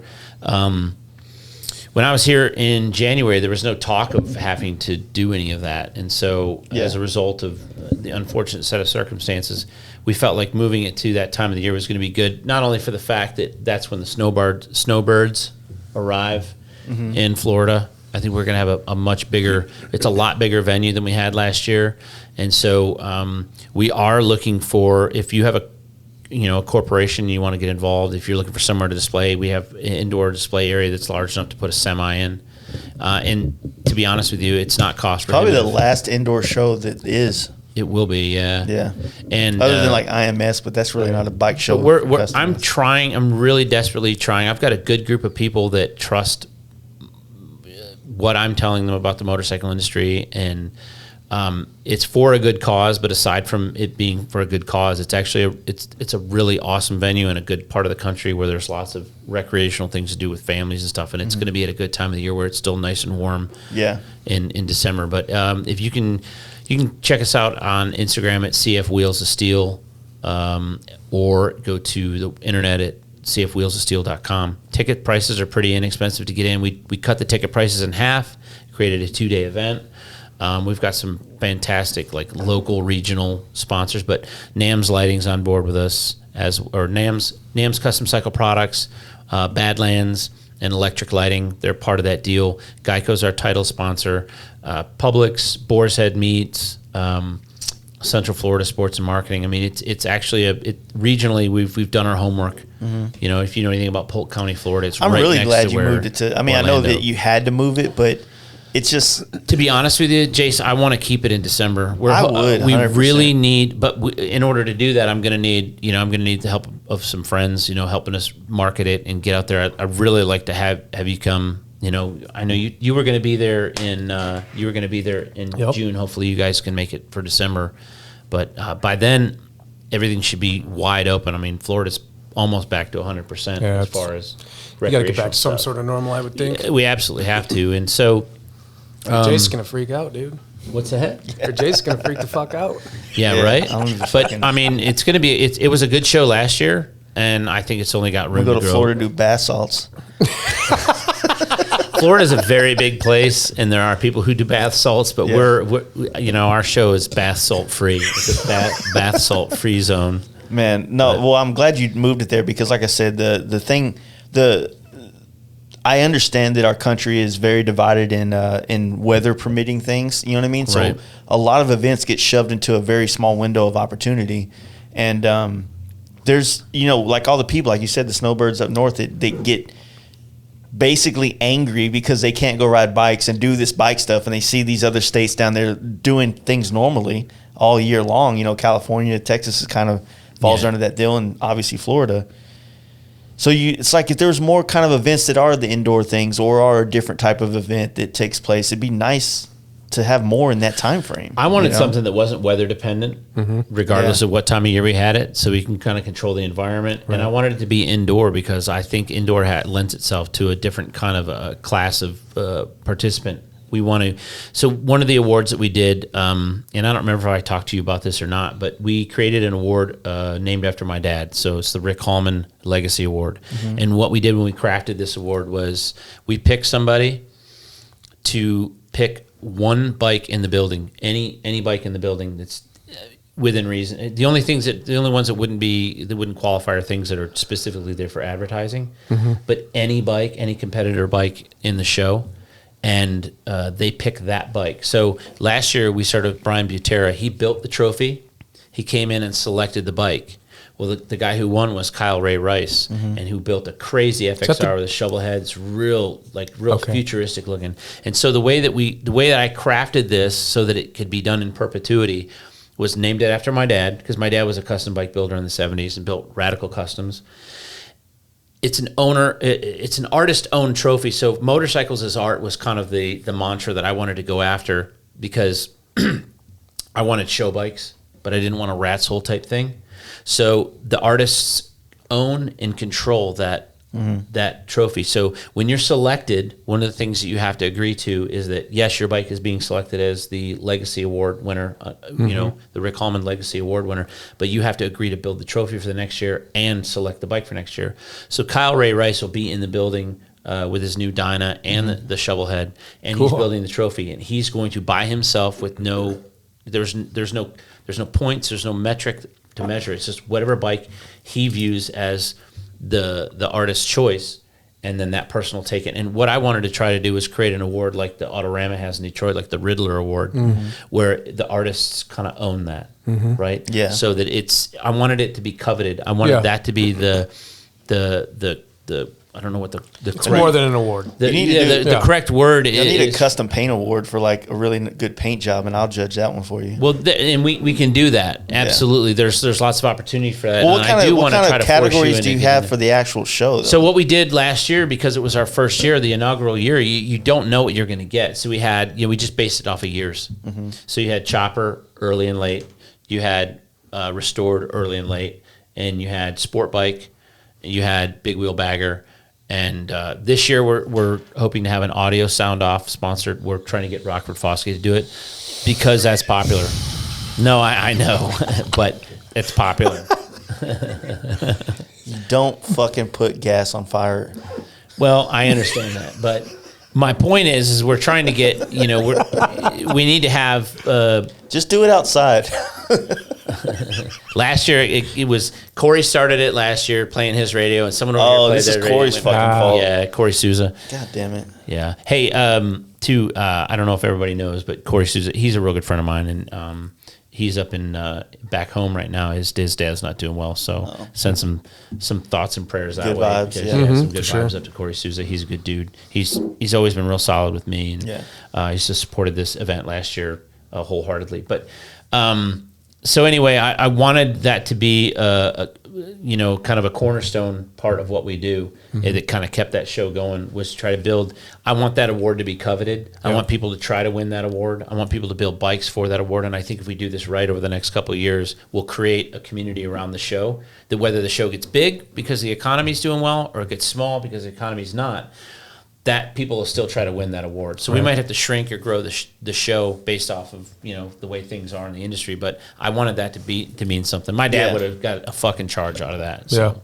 Quality, not quantity. Exactly. Yeah, if you make it scalable, so you can kind of scale back, scale forward, kind of thing. Yeah. And so if you follow me on Instagram, Speed Metal Built, I have stuff on there that I constantly repost. And Jeff Holt, if you follow Jeff or the V2 Visionary page, he's doing a fair amount of reposting. So. Yeah, it sounds good, man. I actually want to go. Like I mentioned to you, I'd love to just go and shoot the photos there, because it's way easier to shoot them indoors in that situation. Yeah, man. But come and stay at the house. Yeah, plenty. I gotta bring the wife out there. I've always told you that, and you and Britta were going to come the one time, and I don't remember what happened, but. Last year after Sturgis was weird between me and her, because I was in Sturgis, I was like, man, I really want to do more shit with my wife, and then I came home and I was like excited to tell her. And then we went to dinner, and she's like, "So I'm going to do this with my friends." I'm like, "Well, fuck it then, dude. I'm gonna go back to being selfish." That's literally what happened. So That's Full circle. Yeah, leave it to Jace. Yeah. That's a good note to close on, right? all right, well, thanks, guys. Thanks, buddy. Jace. Thank you. Appreciate it. Hope you guys enjoyed that. And if you want to check out our sponsors, please do. They are the best. They all have kick-ass shit. Clockworks on Instagram, getclocked.com, fastlife10 to save yourself some cash and shipping. Screamin' Speed and Fab on Instagram, screaminspeedandfab.com. KTFU for 13% off at checkout. Dreamrides John on Instagram and teamdreamrides.com. Paint Huffer Metal Flake on Instagram and painthuffer.com. FastLife20 for 10% off your entire order. Thundermax EFI on Instagram and shoptmax.com and offer code FASTLIFE for 10% off. Lexan Moto on Instagram and lexan-moto.com. FastLife for 15% off at checkout. SBC Performance, sbcperformance.com, and FastLife for 10% off at checkout. Also, last but not least, Invisivin on Instagram and invisivin.com. FastLife for 15% off at checkout. I also want to thank you guys for joining us. And like I said, we're working on a little system that we're gonna start doing for our Patreon, where I got a lot of ideas for that, to where we can do some other type of content that we're gonna put on there, and some unreleased type podcasts as well. So if you want to be a part of that, go support the Patreon. FastLifeGarage.com front page. There's a link. You can check it out. And if not, man, please, guys, just check out our sponsors. Those dudes rock, and they make great products. Once again, I'm sounding fucking like a broken record, but the truth is the truth. I mean, I ride my bike across country at every opportunity. I use Clockworks. I use Lexan. I use Invisivin. Dream Rides John has helped me out from time to time on the road. Man, you can't really beat it. Thundermax, they've been keeping my fucking bike riding tip top since the moment I put all that stuff on there. These guys all rock. And obviously that paint huffer, every flake is like one more horsepower on your bike, so you got to have that shit. Anyway, thank you guys for joining us. We'll see you back next month with some more podcasts. I got a lot of guests lined up, and I just hope that everything aligns and we get them on for you, and it's going to be another great month. So anyway, you guys have a good one. We'll see you after the 4th, and peace. Talk to you later.